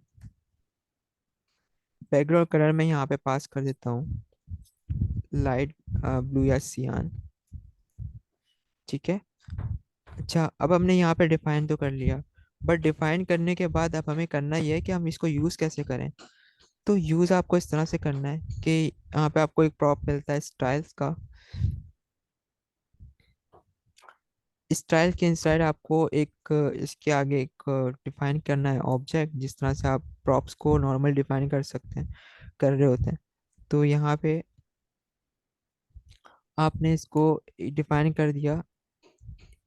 अ, इसके की डिफाइन करने के लिए, वैल्यू डिफाइन करने के लिए आपने ब्रैकेट्स ओपन किए, और यहाँ पे आपने लिखना है स्टाइल्स। ये स्टाइल्स जो आपको मिल रहा है, ये स्टाइल्स आपका ये वाला स्टाइल्स है। ठीक है, डॉट कंटेनर। कंटेनर इसने मुझे खुद ही सजेस्ट कर लिया, क्योंकि स्टाइल्स के अंदर पहला जो हमारी हमारी स्टाइल लगी वो कंटेनर पे, तो मैंने कंटेनर किया एंटर करके, मैंने यहाँ पे इसको सेव किया। तो यहाँ पे हमारी जो है वो बैकग्राउंड कलर अप्लाई हो गया। मजीद ये कि बैकग्राउंड मैंने कलर इसलिए अप्लाई किया ताकि सही से विजिबल हो।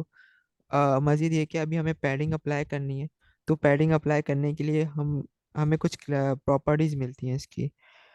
कुछ प्रॉपर्टीज सिमिलर हैं लाइक हमारे पास रिएक्ट के, लेकिन कुछ जो है वो हमारे पास थोड़ी सी डिफरेंट है, बट हैंडी है हमारे लिए कि हमें अगर for example horizontal scroll padding pass करनी है। हॉरिजॉन्टल का मीन्स है कि हमारे पास लेफ्ट और राइट पे यहाँ पे पैडिंग अप्लाई हो जाएगी, तो इसको हम अप्लाई कर लेते हैं 10। तो यहाँ पे देख सकते हैं, यहाँ पे आपके पास जो है वो साइड पे थोड़ी सी पैडिंग आ गई है, तो ये आपकी जो है वो यहाँ पे स्टाइलिंग अप्लाई हो गई, मीन्स पैडिंग अप्लाई हो गई। अगर आपको इसके अलावा मजीद जो है वो स्टाइलिंग अप्लाई करनी है, फॉर एग्जांपल आपको मार्जिन भी अप्लाई करना है। मार्जिन भी आपको इसी तरह से मिलता है हॉरिजॉन्टल और वर्टिकल में, हम मार्जिन हम वर्टिकली अप्लाई कर देते हैं। देन इसको हम रखते हैं 15। तो आपका जो मार्जिन है, टॉप और बॉटम से मार्जिन जो है वो यहाँ पे अप्लाई हो गया। ठीक अब है, ये दोनों साइड से होगा, लेफ्ट और राइट। मार्जिन की अगर आप बात करें, मार्जिन हमने वर्टिकली पास किया, तो टॉप टॉप एंड बॉटम पे अप्लाई होगा। और पैडिंग? पैडिंग जो हमने वर्टिकली अप्लाई करी, तो पैडिंग जो हमारी लेफ्ट एंड राइट पे अप्लाई हो रही है। अगर नहीं सर, अगर आपने सिर्फ लेफ्ट वाली साइड पे जोड़ी। ओके, हम इसको देख लेते हैं, मैं इसको हटा देता हूँ यहाँ पे। अगर हमें सिर्फ पैडिंग जो है वो लेफ्ट पे अप्लाई करनी है, तो पैडिंग लेफ्ट, एंड यहाँ पे हम दे देते हैं इसको 10, और सिर्फ लेफ्ट पे अप्लाई होगी, राइट पे अप्लाई नहीं हो रही है। ठीक है, लेफ्ट पे आपको इसलिए राइट पे इसलिए सही विजिबल नहीं है क्योंकि कंटेंट जस्टिफाइड नहीं है। ठीक है, तो इसलिए हम एक काम करते हैं, इसको राइट पे अप्लाई कर देते हैं।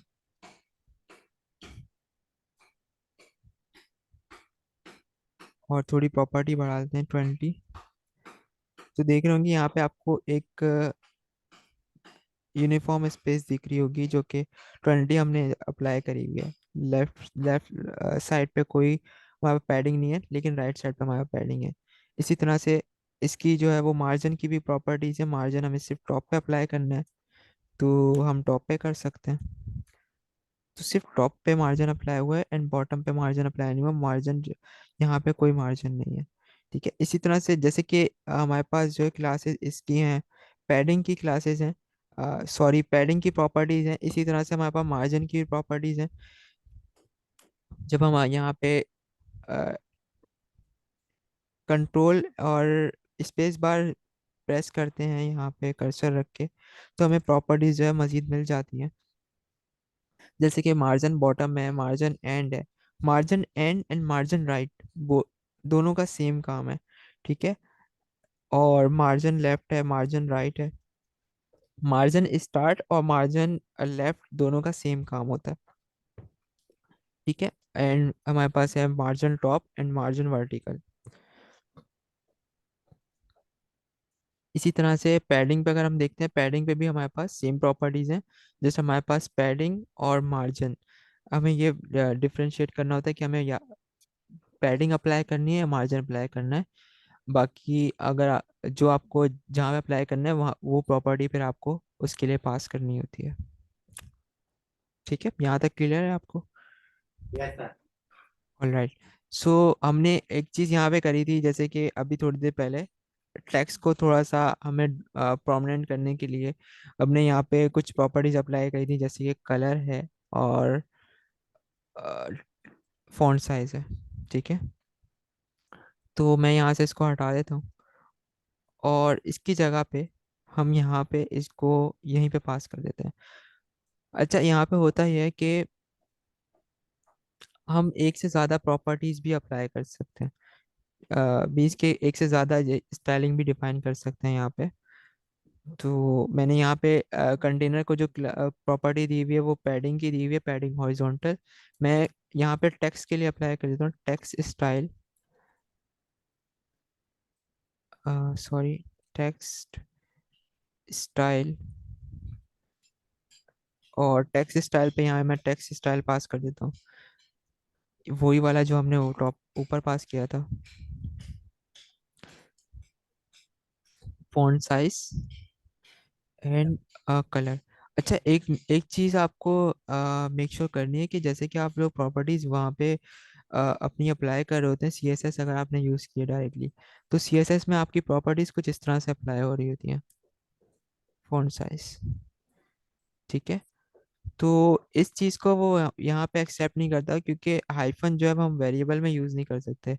ये as a variable, as a की इसको कंसीडर कर रहा होता है। तो हमें यहाँ पे इसको जो है वो जो भी प्रॉपर्टीज, जो भी की प्रॉपर्टीज अप्लाई करनी है वो हमें कैमल केस में करनी होती है। ठीक है, यहाँ मैंने अप्लाई कर ली प्रॉपर्टीज। अब प्रॉपर्टीज अप्लाई क्यों नहीं हुई? अप्लाई इसलिए नहीं हुई क्योंकि मैंने जस्ट इसकी स्टाइलिंग को यहाँ पे डिफाइन किया स्टाइल शीट में, बट यहाँ पे पास नहीं किया है।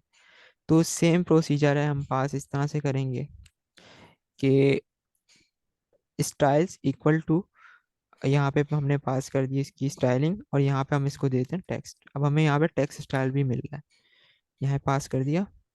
तो आप डिफरेंस देखें यहाँ पे कि टॉप वाली जो हमारी टॉप वाला जो हमारा टेक्स्ट है उसमें टेक्स्ट हमारी प्रॉपर्टी अप्लाई हो गई, बॉटम पे अप्लाई नहीं हुई क्योंकि बॉटम में हमने डिफाइन ही नहीं करी। तो यहाँ पे भी हम डिफाइन कर लेते हैं। तो सेम काम जो है हमारे साथ यहाँ पे हो रहा है। ठीक है, अच्छा, एक तरीका तो हमारे पास जो है वो स्टाइल अप्लाई करने का ये है, और दूसरा तरीका हमारे पास ये है कि हम इनलाइन स्टाइलिंग कर सकते हैं। जैसे कि आपने इनलाइन स्टाइलिंग वो देखी होगी कि आपके पास स्टाइलिंग के भी कुछ मीन्स के स्टाइलिंग के भी कुछ मेथड्स होते हैं। लाइक आप जो है वो इनलाइन स्टाइल भी कर सकते हैं CSS में और रिएक्ट में, और इसके अलावा जो है वो आप क्लासेस बना के भी उसमें स्टाइलिंग कर सकते हैं। ठीक है, तो इसमें भी आपको ये फैसिलिटी है कि आप अगर इनलाइन स्टाइल करना चाहें तो वो कर सकते हैं। क्योंकि अगर आप इसको देखेंगे यहाँ पे स्टाइल्स डॉट कंटेनर, ऑब्जेक्ट में क्या होता है, ऑब्जेक्ट में ये होता है कि आपको पूरा एक ऑब्जेक्ट मिल रहा है, पूरा ऑब्जेक्ट और इसके इनसाइड की प्रॉपर्टी मिल रही है। दैट मीन्स कि आपको ये वो वाला ऑब्जेक्ट रिटर्न कर रहा है जो कि यहाँ पे डिफाइन है। ठीक है, तो आप डायरेक्टली अगर यहाँ पे स्टाइलिंग अप्लाई करना चाहें तो डायरेक्टली भी कर सकते हैं, जैसे कि बैकग्राउंड कलर मैं यहाँ पे इसको देता हूँ ब्लू, तो ये अप्लाई हो गया। ठीक है, अब इसी तरह से अगर मैं यहाँ पे कोई और प्रॉपर्टी अप्लाई करता हूँ तो वो भी अप्लाई हो जाएगी, पैडिंग हॉरिजॉन्टल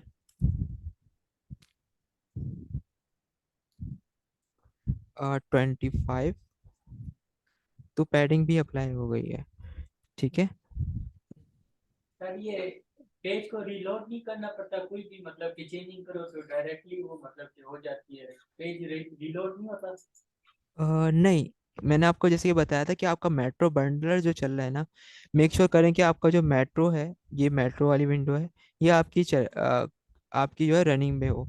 अगर आपकी मेट्रो रनिंग पे नहीं है तो आपकी चेंजेस जो है वो रिफ्लेक्ट नहीं होंगी। ठीक है, तो मैं आपको एग्जाम्पल यहाँ पे दिखा देता हूँ। मैं यहाँ पे मेट्रो को बंद कर दिया। ठीक है, अब मैं यहाँ पे कोई चेंजेस करता हूँ, जैसे कि मैंने यहाँ पे एक इस टेक्स्ट फील्ड को मैंने हटा दिया है और मैं सेव कर रहा हूँ, तो यहाँ पे से रिफ्लेक्ट नहीं हो रही चेंजेस।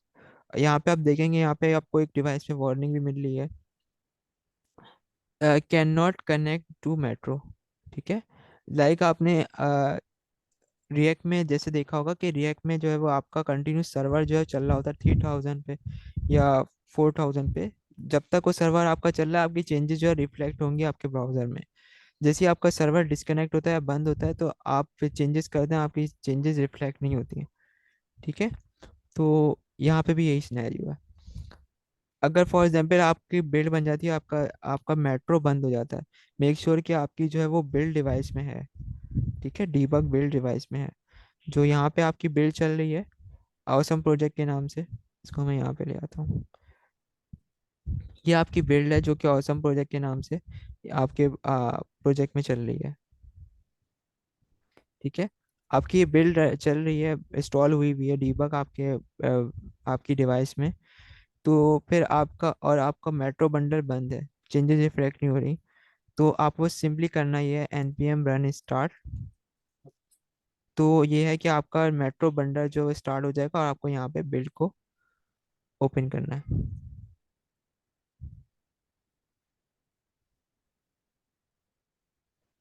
ठीक है, मेरा जो मेट्रो बंडल है वो स्टार्ट हो रहा है और ये स्टार्ट हो गया। ठीक है, अब फॉर एग्जांपल अगर आपकी बिल्ड का स्टक हो गई है, मेट्रो बंडल भी आपका चल रहा है लेकिन आपकी जो चेंजेस है रिफ्लेक्ट नहीं हो रही, लाइक हमने अभी चेंजेस करी थी और वो रिफ्लेक्ट नहीं हुई है, तो डेट मीन्स के मेट्रो बंडल ने वो चेंजेस को गेट नहीं किया। तो आप यहाँ पे ऑप्शन है आपके पास कि आर प्रेस करके आप इसको रीलोड कर सकते हैं। तो मैं आर प्रेस करके इसको रीलोड करता हूँ, तो मेरी बिल्ड दोबारा रीलोड हो रही है। ठीक है, रीलोड होके क्या होगा, जो हमारी जो चेंजेस हैं वो यहाँ पे हमारे पास अभी रिफ्लेक्ट हो जाएंगी। ये डिपेंड करता है कि आपकी बिल्ड जो है वो मतलब उसमें कितना काम हुआ हुआ है आपके प्रोजेक्ट में और कितनी हैवी, उस हिसाब से वो टाइम लेके आपकी बिल्ड को रीलोड कर सकता है। तो यहाँ पे हमारे पास बिल्ड रीलोड हो गई और चेंजेस हमारे पास रिफ्लेक्ट हो गई हैं, क्योंकि हमने सिर्फ एक ही टेक्स्ट रखा हुआ है, दूसरे टेक्स्ट को हमने हटा दिया था, तो इसलिए दूसरा टेक्स्ट हमारे पास नहीं आ रहा। इसको रिफ्रेश कर देता हूँ, अब देखें हमारे पास रियल टाइम पे चेंजेस यहाँ पे आ रही हैं। ठीक है, क्लियर है यहाँ तक? रहता है। ठीक है, अच्छा एक और चीज़ हम देख लेते हैं यहाँ पे। फॉर एग्जाम्पल कुछ आपने जैसे कि बूट स्ट्रैप वगैरह यूज़ करी होगी, तो बूटस्ट्रैप में होता यह है कि आपकी कुछ क्लासेस प्री डिफाइन होती हैं। अ, और इस प्रोजेक्ट के हवाले से ये है कि आप हो सकता है आप कंटिन्यूसली कुछ प्रोजेक्ट्स पे काम कर रहे हैं और सेम क्लासेस या सेम प्रॉपर्टीज आप बार बार जो है वो अप्लाई कर रहे हैं। ये एक चीज़ जो है थोड़ी फ्रस्ट्रेटिंग होती है कि आप बार बार जो है वो एक ही चीज़ को बार बार अप्लाई कर रहे हैं।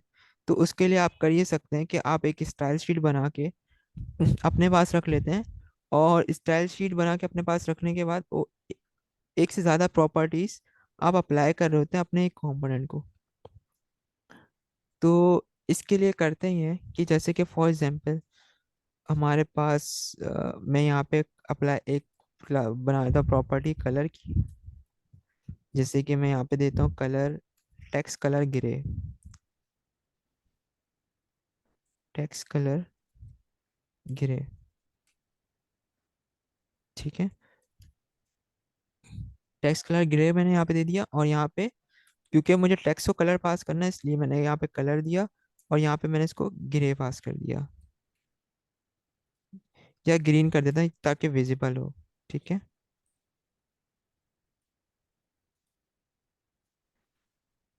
और इसके अलावा मैंने यहाँ पे फ़ॉन्ट का साइज पास कर दिया, एफ एस 3 पास कर दिया है। एफ एस 3 का मतलब ये है कि हमारे पास जो है वो हेडिंग 3 होगी और मैं इसको कोई भी साइज दे देता हूँ जो कि लार्ज हो फ़ॉन्ट साइज। और फ़ॉन्ट साइज मैंने इसको दे दिया है 35। हम इस टेक्स्ट को रिड्यूस कर देते हैं थोड़ा सा और बैकग्राउंड कलर को हटाते हैं।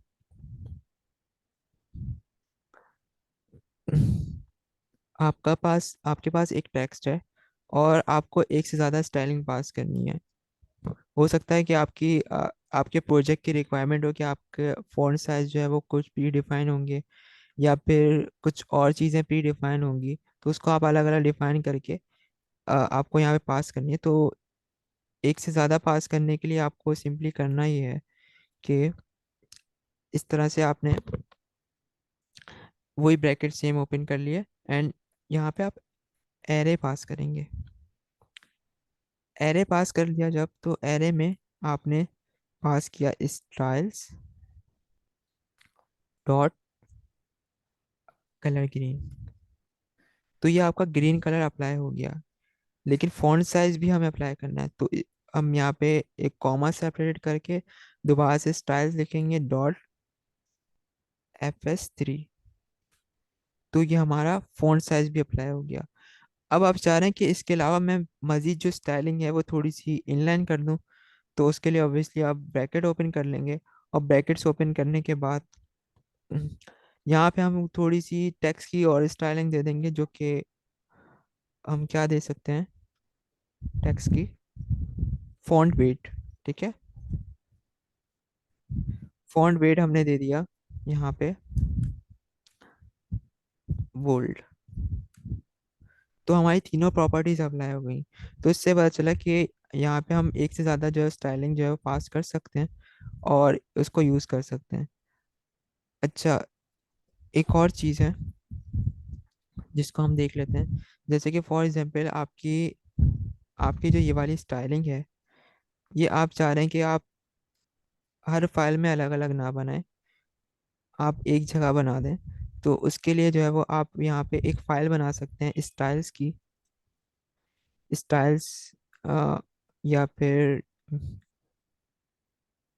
UI स्टाइल ऑलरेडी, क्योंकि स्टाइल्स जो हम ऑलरेडी यूज़ कर रहे हैं .js। ठीक है, एक्सपोर्ट का कॉन्सेप्ट आप लोगों को पता होगा कि आप जो है वो अपने कंपोनेंट बना के एक्सपोर्ट भी कर सकते हैं, उनको इंपोर्ट करके भी यूज़ कर सकते हैं, राइट।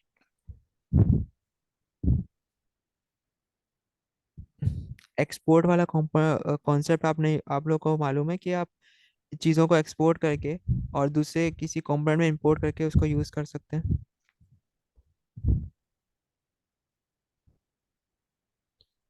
जी, आप लोग को मेरी आवाज़ आ रही है? भी आ गए।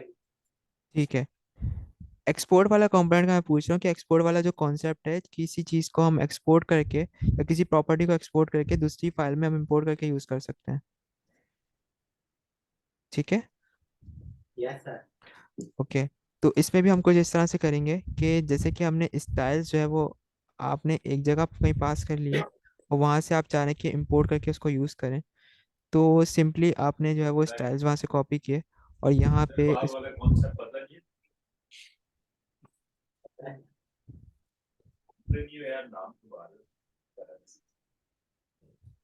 ठीक है।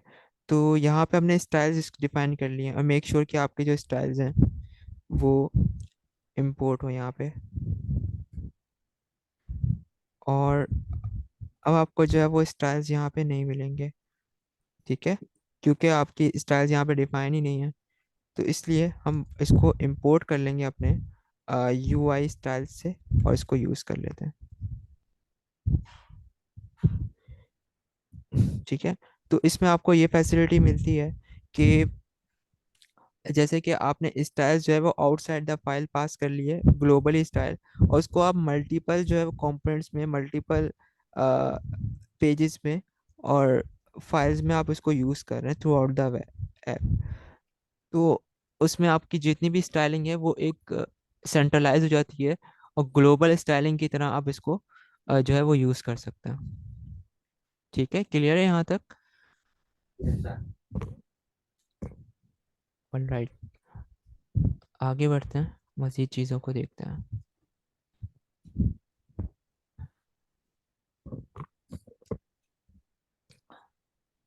इसके बाद है हमारे पास लेआउट। लेआउट का तो हम ऑलमोस्ट अभी देख चुके हैं, लेकिन जो रिस्पॉन्सिव डिज़ाइन है इसको हम आगे चल के देखेंगे कि रिस्पॉन्सिव डिज़ाइन हमें किस तरह से करना है। कि जब हम फ्लेक्स की प्रॉपर्टीज़ देखते हैं तो उसमें हमें जो है वो रिस्पॉन्सिव डिज़ाइन की काफ़ी हैंडलिंग जो है हमें मिल जाती है। ठीक है। और इसके अलावा क्रॉस प्लेटफॉर्म हम देख चुके हैं कि रिएक्ट नेटिव जो है वो क्रॉस प्लेटफॉर्म है। ठीक है। और अपेयरेंस वगैरह जो भी हम मेंटेन कर रहे होते हैं वो वहाँ पे डिवाइस पे हमारे पास रिफ्लेक्ट हो रही होती हैं, iOS और एंड्रॉयड दोनों में। इसके बाद है हमारे पास फ्लेक्स बॉक्स। फ्लेक्स बॉक्स का कॉन्सेप्ट आप लोगों को पता होगा, आप लोगों ने पढ़ा भी होगा। फ्लेक्स बॉक्स रिएक्ट में और HTML CSS में। ठीक है। तो जैसे कि मैंने आपको यहाँ पे बताया था कि जो आपकी रिएक्ट नेटिव है ये टोटली डिपेंडेंट है आपकी फ्लेक्स पे, फ्लेक्स बॉक्स पे। ठीक है। इसमें मज़ीद जो ग्रिड है और ब्लॉक है, इनलाइन है, ये डिस्प्ले इनलाइन है, ये चीज़ें अप्लाई नहीं होती हैं, क्योंकि इसकी बाय डिफ़ॉल्ट ये डिपेंडेंट है, ये फ्लेक्स है, टोटली फ्लेक्स पे चलता है। तो जितना कितनी अप्लाई होती सर? जी सर। एक। ग्रिड, देखें ग्रिड अप्लाई नहीं होती, क्योंकि इसमें जो बाय डिफ़ॉल्ट इसका बिहेवियर है वो है डिस्प्ले फ्लेक्स का। ठीक है। ठीक है। तो फ्लेक्स की प्रॉपर्टी अप्लाई होती है, तो जितना आप लोग इसको फ्लेक्स को स्ट्रॉन्ग कर सकते हैं उतना करें, क्योंकि सारी हैंडलिंग आपकी जो है वो फ्लेक्स से ही होती है। सर फ्लैक्स आती है? फ्लेक्स आती है आपको तो बहुत अच्छी बात है। ठीक है। तो हम इसको देख लेना थोड़ा सा।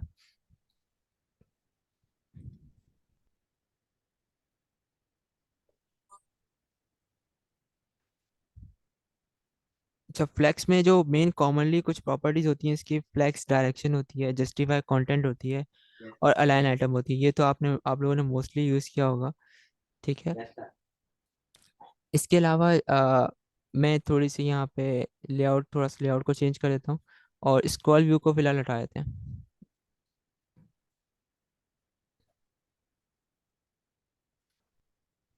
जी, ठीक है। अच्छा, अब हमारे पास जो है बिल्कुल एम्प्टी स्क्रीन होगी। आ, तो हम कुछ थोड़ा सा एक लेआउट बनाएंगे। ये बिल्कुल एम्प्टी स्क्रीन है। अब एक चीज़ यहाँ पे आप ज़रा गौर से देखिएगा कि यहाँ पे हम स्टाइल्स पास करते हैं। स्टाइल्स पास करने के बाद हमने यहाँ पे कुछ प्रॉपर्टीज पास करी, जैसे कि बैकग्राउंड कलर मैंने यहाँ पे ग्रे दे दिया या ब्लू दे दिया।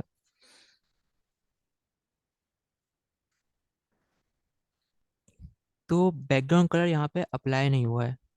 कोई बता सकता है कि क्यों अप्लाई नहीं हुआ है बैकग्राउंड कलर? और हालांकि मैंने यहाँ पे पास किया हुआ है एक empty container. Tiles dot diagram. मैंने तो इनलाइन डायरेक्टली पास किया हुआ है इसको।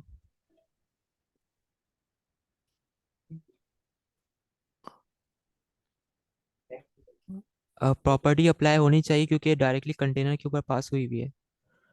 ऐसा ही है।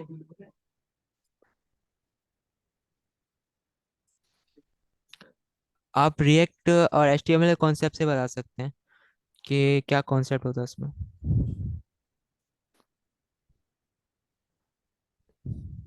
सर कोई टैक्स वगैरह लिखी? कुछ थोड़ा सा पहुंच गया आप। ऑलमोस्ट सही है। देखें, होता यही है कि आपने यहाँ पे पास तो कर दिया है, और आपने बोला कि टैक्स वगैरह पास करें, तो टैक्स हम डायरेक्टली नहीं पास कर सकते, हम यहाँ पे टैक्स कंपोनेंट के अंदर ही पास कर सकते हैं। ऐसा ही है। Yes. ठीक है, तो मैं यहाँ पे लिख देता हूँ टेक्स्ट।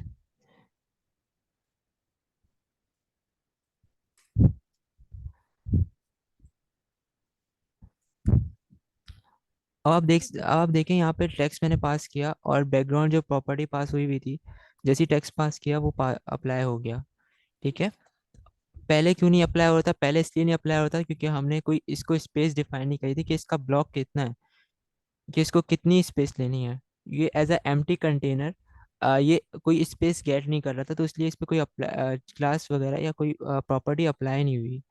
लेकिन इसके बरक्स अगर हम लोग टेक्स्ट को हटा देते हैं और यहाँ पे अगर हम देते हैं फ्लेक्स 1, तो ये पूरी स्क्रीन पे अप्लाई हो गया। कोई रीजन बता सकता है क्यों अप्लाई हुआ? सर इसको फ्लेक्स किया हुआ है वन में, अगर हम टू देंगे तो फिर वो टू में डिवाइड होगा। डिवाइड क्यों हुआ? क्योंकि कंटेनर तो एक ही है।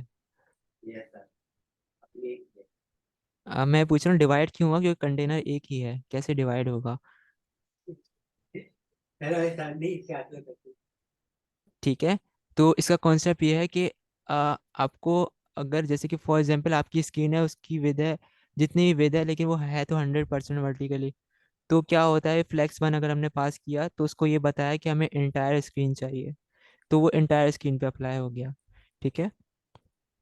इसी तरह से अगर हमें और कंटेनर्स बनाने हैं, लाइक हमने बना दिया यहाँ पे एक और कंटेनर, और उसको हमने प्रॉपर्टी अप्लाई करी, मेन को जो है वो हम नहीं देते हैं कुछ भी। ठीक है, क्योंकि हमारे पास कलर डिफरेंट करने होंगे फिर हमें। एक, इसको मैंने प्रॉपर्टी दे दी है फ्लेक्स 1 और बैकग्राउंड कलर रेड। ठीक है, तो क्या हुआ, पेरेंट को हमने फ्लेक्स 1 अप्लाई किया एंड देन चाइल्ड को हमने फ्लेक्स 1 अप्लाई किया, तो पेरेंट को जो है फ्लेक्स 1 मिल रहा था एंड देन चाइल्ड को फ्लेक्स 1 मिल रहा था, तो उन्हें पूरी स्क्रीन को गेट कर लिया। बट हमने जब पेरेंट से हटाया यहाँ पे और चाइल्ड को हमने फ्लेक्स 1 अप्लाई किया, तो जो चाइल्ड है, चाइल्ड कंपोनेंट है, उसको मतलब कोई स्कोप, कोई स्पेस नहीं मिल रही है कि वो कहाँ पे अप्लाई होगा, क्योंकि पेरेंट के पास कोई स्पेस नहीं है या कोई कंटेंट नहीं है उसके अंदर हमने डिफाइन किया हुआ, तो इसलिए चाइल्ड के अंदर भी वो अप्लाई नहीं हुआ। ठीक है। अब पेरेंट को यहाँ पे हमने 100% विद अप्लाई कर दिए, देन उसके बाद यहाँ पे चाइल्ड को हमने फ्लेक्स 1 दे दिया, तो डैट मीन्स चाइल्ड भी 100% ही हमारी जो हाइट है वो गेट कर रहा होगा। इसी तरह से हम एक और कंटेनर बना देते हैं और इसको कर देते हैं ग्रीन। अब जैसे कि आपने बताया था कि हम फ्लेक्स 2 दे के डिवाइड कर सकते हैं, तो अब यहाँ पे क्या हुआ, पहले पहले यहाँ पे ये हुआ था कि हमने एक कंटेनर बनाया, ये कंटेनर 1 है,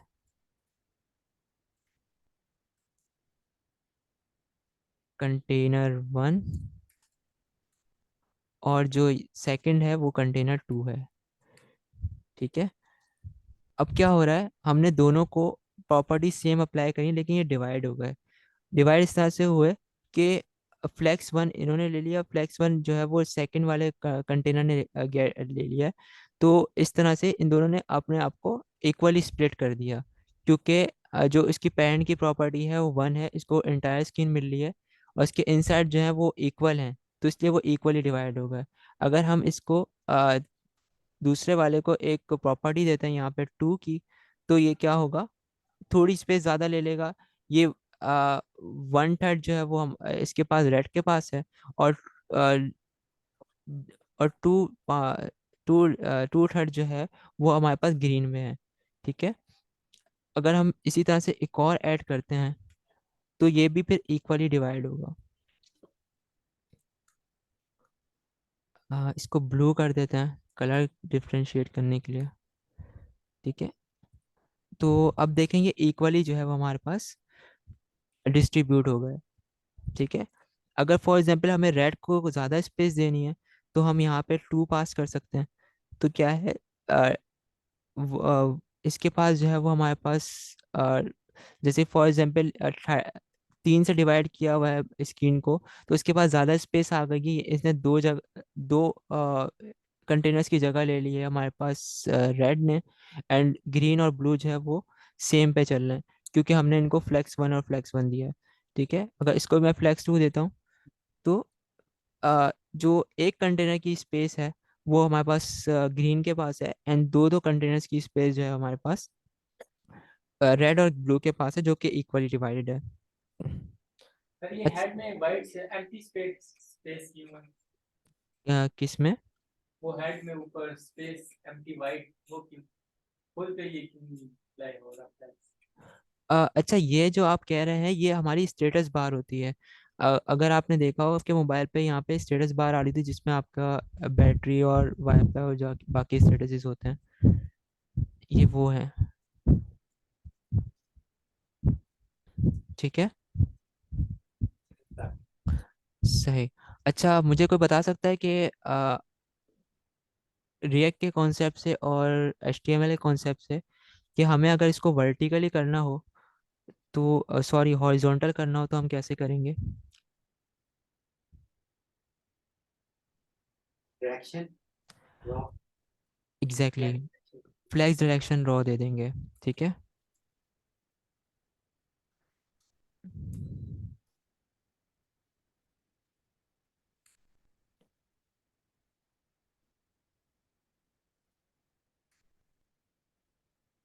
आई थिंक मेट्रो का इशू आ रहा है इसमें। फ्लैक्स डायरेक्शन रॉ, अच्छा, जब हमने फ्लैक्स डायरेक्शन रॉ दे दी है तो ये देखें ये इस तरह से आ गए हमारे पास, एक फ्लैग बन गया है, बट ये हमारे पास जो है वो वर्टिक कहते हैं इसको, हॉरिजॉन्टली जो है वो अलाइन हो गए सामने। ठीक है, तो अब जैसे कि हमने यहाँ पे फ्लैक्स 1 दिया हुआ है। ठीक है, तो फ्लैक्स 1 का मतलब यह है कि इसको वर्टिकली सारी स्पेस मिली है और इंटायर स्क्रीन मिली है। वर्टिकली तो मिली है लेकिन हॉरिजॉन्टली इसको हमने स्पेस डिफाइन कर दी है इसके इनसाइड कंटेंट के लिए। ठीक है, और जो ये फ्लैक्स 2 और फ्लैक्स 1 ये इक्वली ये जो डिवाइड कर रहा है, ये अब हॉरिजॉन्टली वर्टिकली नहीं कर रहा है, ये अब हॉरिजॉन्टली डिवाइड कर रहा है, क्योंकि हमने पेरेंट को जो क्लास प्रॉपर्टी पास करी वो फ्लैक्स डायरेक्शन रॉ की है, कि अब जो आपके इसके चाइल्ड जो भी डिवाइड होंगे वो रॉ में होंगे इंस्टेड ऑफ कॉलम। ठीक है,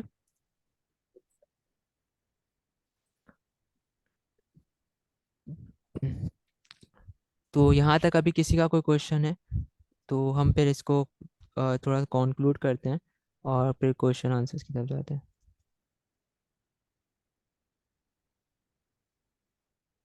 नो क्वेश्चन पर मुझे आज ठीक है,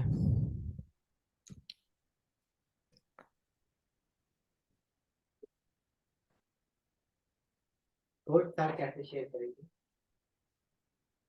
सॉरी। सर सर ऐप्स की बैकएंड भी अलग होती है या फिर वो नोड जैसी होती है, वेब जैसी होती है? बैकएंड की बात कर रहे हैं, मीन्स के बैकएंड बिल्कुल डिफरेंट चीज़ है। असल में अभी हम पढ़ रहे हैं रिएक्ट नेटिव ना, तो बैकएंड जो है वो आप अगर आप जावा स्क्रिप्ट के हवाले से बात करें तो नोड जेएस जो है वो नोड जेएस पे काम होता है इसका। मतलब वेब जैसा बैकएंड भी होता है ऐप्स का? अब मैं समझा नहीं, तो रिपीट करें। कह रहे हैं वेब जैसा, यानी कि वेब जैसे वेब डेवलपमेंट करते हैं उसका बैकएंड होता है, वैसे ही सेम इनका होता है एप्स का। बिल्कुल बिल्कुल सेम होता है। एपीआईज आप बनाते हैं ना, एपीआईज इंटीग्रेट करते हैं। अगर आपने एपीआईज का कॉन्सेप्ट आपको पता है, अ, आपने रिएक्ट और एचटीएमएल वगैरह पे भी एपीआईज इंटीग्रेट करी होंगी आई थिंक। यस सर, तो patch API. Fetch API, Axios use किया आप लोगों ने? Yes sir. एक्सियोस यूज़ किया है। तो उसी तरह से सेम एपीआईज होती हैं, और उसके रिस्पॉन्सेस को जो है वो हम डिपेंडिंग ऑन द यूआई, उस पे डिपेंड यूआई पे हम रेंडर करवा रहे होते हैं। ठीक है। जी। ओके, तो हम थोड़ा सा कंक्लूड कर लेते हैं। और आज का जो हमारा जो टॉपिक था ये मेनली जो है फ्लेक्स था। तो और इसके अलावा हमने कुछ कंपोनेंट्स वगैरह को एक्सप्लोर किया। ठीक है, जैसे हमारे पास कंपोनेंट्स थे, वो व्यू है, टेक्स्ट है और टेक्स्ट इनपुट है। इसके अलावा हमने टचेबल ओपेसिटी को भी देखा और स्क्रॉल व्यू को भी देखा। ये कॉमनली जो है कंपोनेंट हमारे यूज़ हो रहे होते हैं, तो इसलिए जो है वो हमने इनको एक्सप्लोर किया। मज़ीद जो है वो हम आगे चल के चीज़ों को भी एक्सप्लोर करेंगे। ठीक है, इससे पहले हमने लास्ट क्लास का थोड़ा रिकैप किया था इन्वायरमेंट सेटअप पे। इन्वायरमेंट सेटअप पे अगर आप लोगों को कोई इशू आ रहा है या कोई क्वेश्चन है तो आप लोग पूछ सकते हैं। आ गया था। आ गया था। मैं ये पूछ रहा हूँ कि इन्वायरमेंट सेटअप वगैरह आप लोग का हो गया है, मतलब कोई इशू तो नहीं आ रहा, कोई क्वेश्चन है आपका? ये अ, सर अभी तक नहीं किया इसका। नहीं सर, वो डाउनलोड में जरा इशू आ रहा है, वो बाद में करके कल बता देंगे, ये लैब में। और सेकंड चीज, ये कोड कैसे सर शेयर करेंगे? कोड मैं गिटअप पे शेयर करके आपको लिंक दे दूंगा। ठीक है, सही। या गिटअप पे हम क्लासेस एक बना लेंगे गिटअप, और उस पे क्लासेस मेंटेन कर रहे होंगे, तो ये है कि हर क्लास का कोड वहीं पे आपको अवेलेबल होगा। अ, अगर कोई असाइनमेंट वगैरह आता है तो और जाहिर सी बात है, तो उसका तो फिर हम शेयर नहीं कर सकेंगे, अदरवाइज जो शेयर करने वाला कोड है वो हम शेयर करेंगे। ठीक है। सही। ठीक है, हमने आज जो है वो रिएक्ट नेटिव के कंपोनेंट्स को देखा था, स्टाइल कंपोनेंट्स को देखा। और इस स्टाइल कंपोनेंट्स और कंपोनेंट्स में तो कोई इशू नहीं है, किसी को समझ आ गया आप लोगों को? Yes sir. ठीक है, इसके अलावा हमने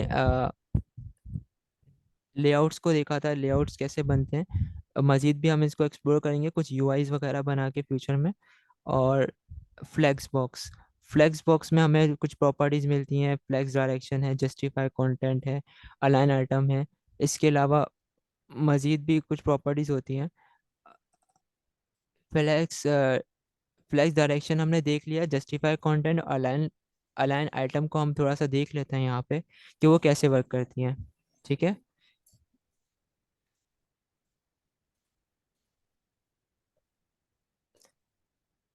मैं यहाँ पे नीचे ही इस कोड को कमेंट कर लेता हूँ ताकि आपको कोड मिल जाए।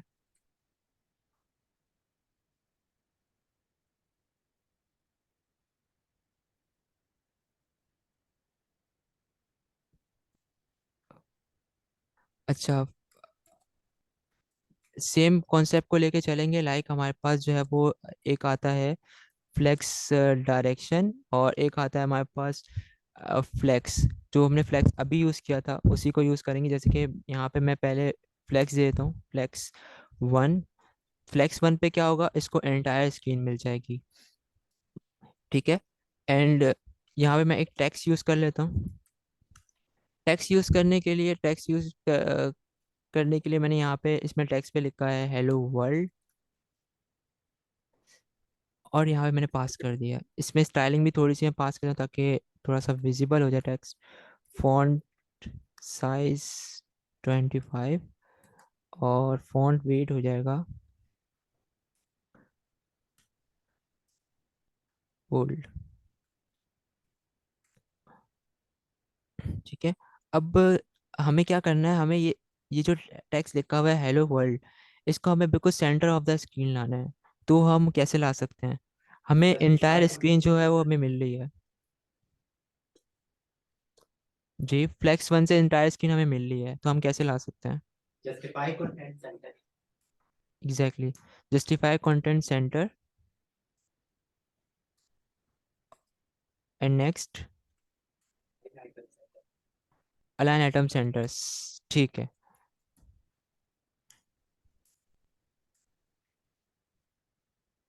तो अलाइन एटम सेंटर्स, तो ये हमारा कंटेंट जो है वो बिल्कुल सेंटर ही आ गया।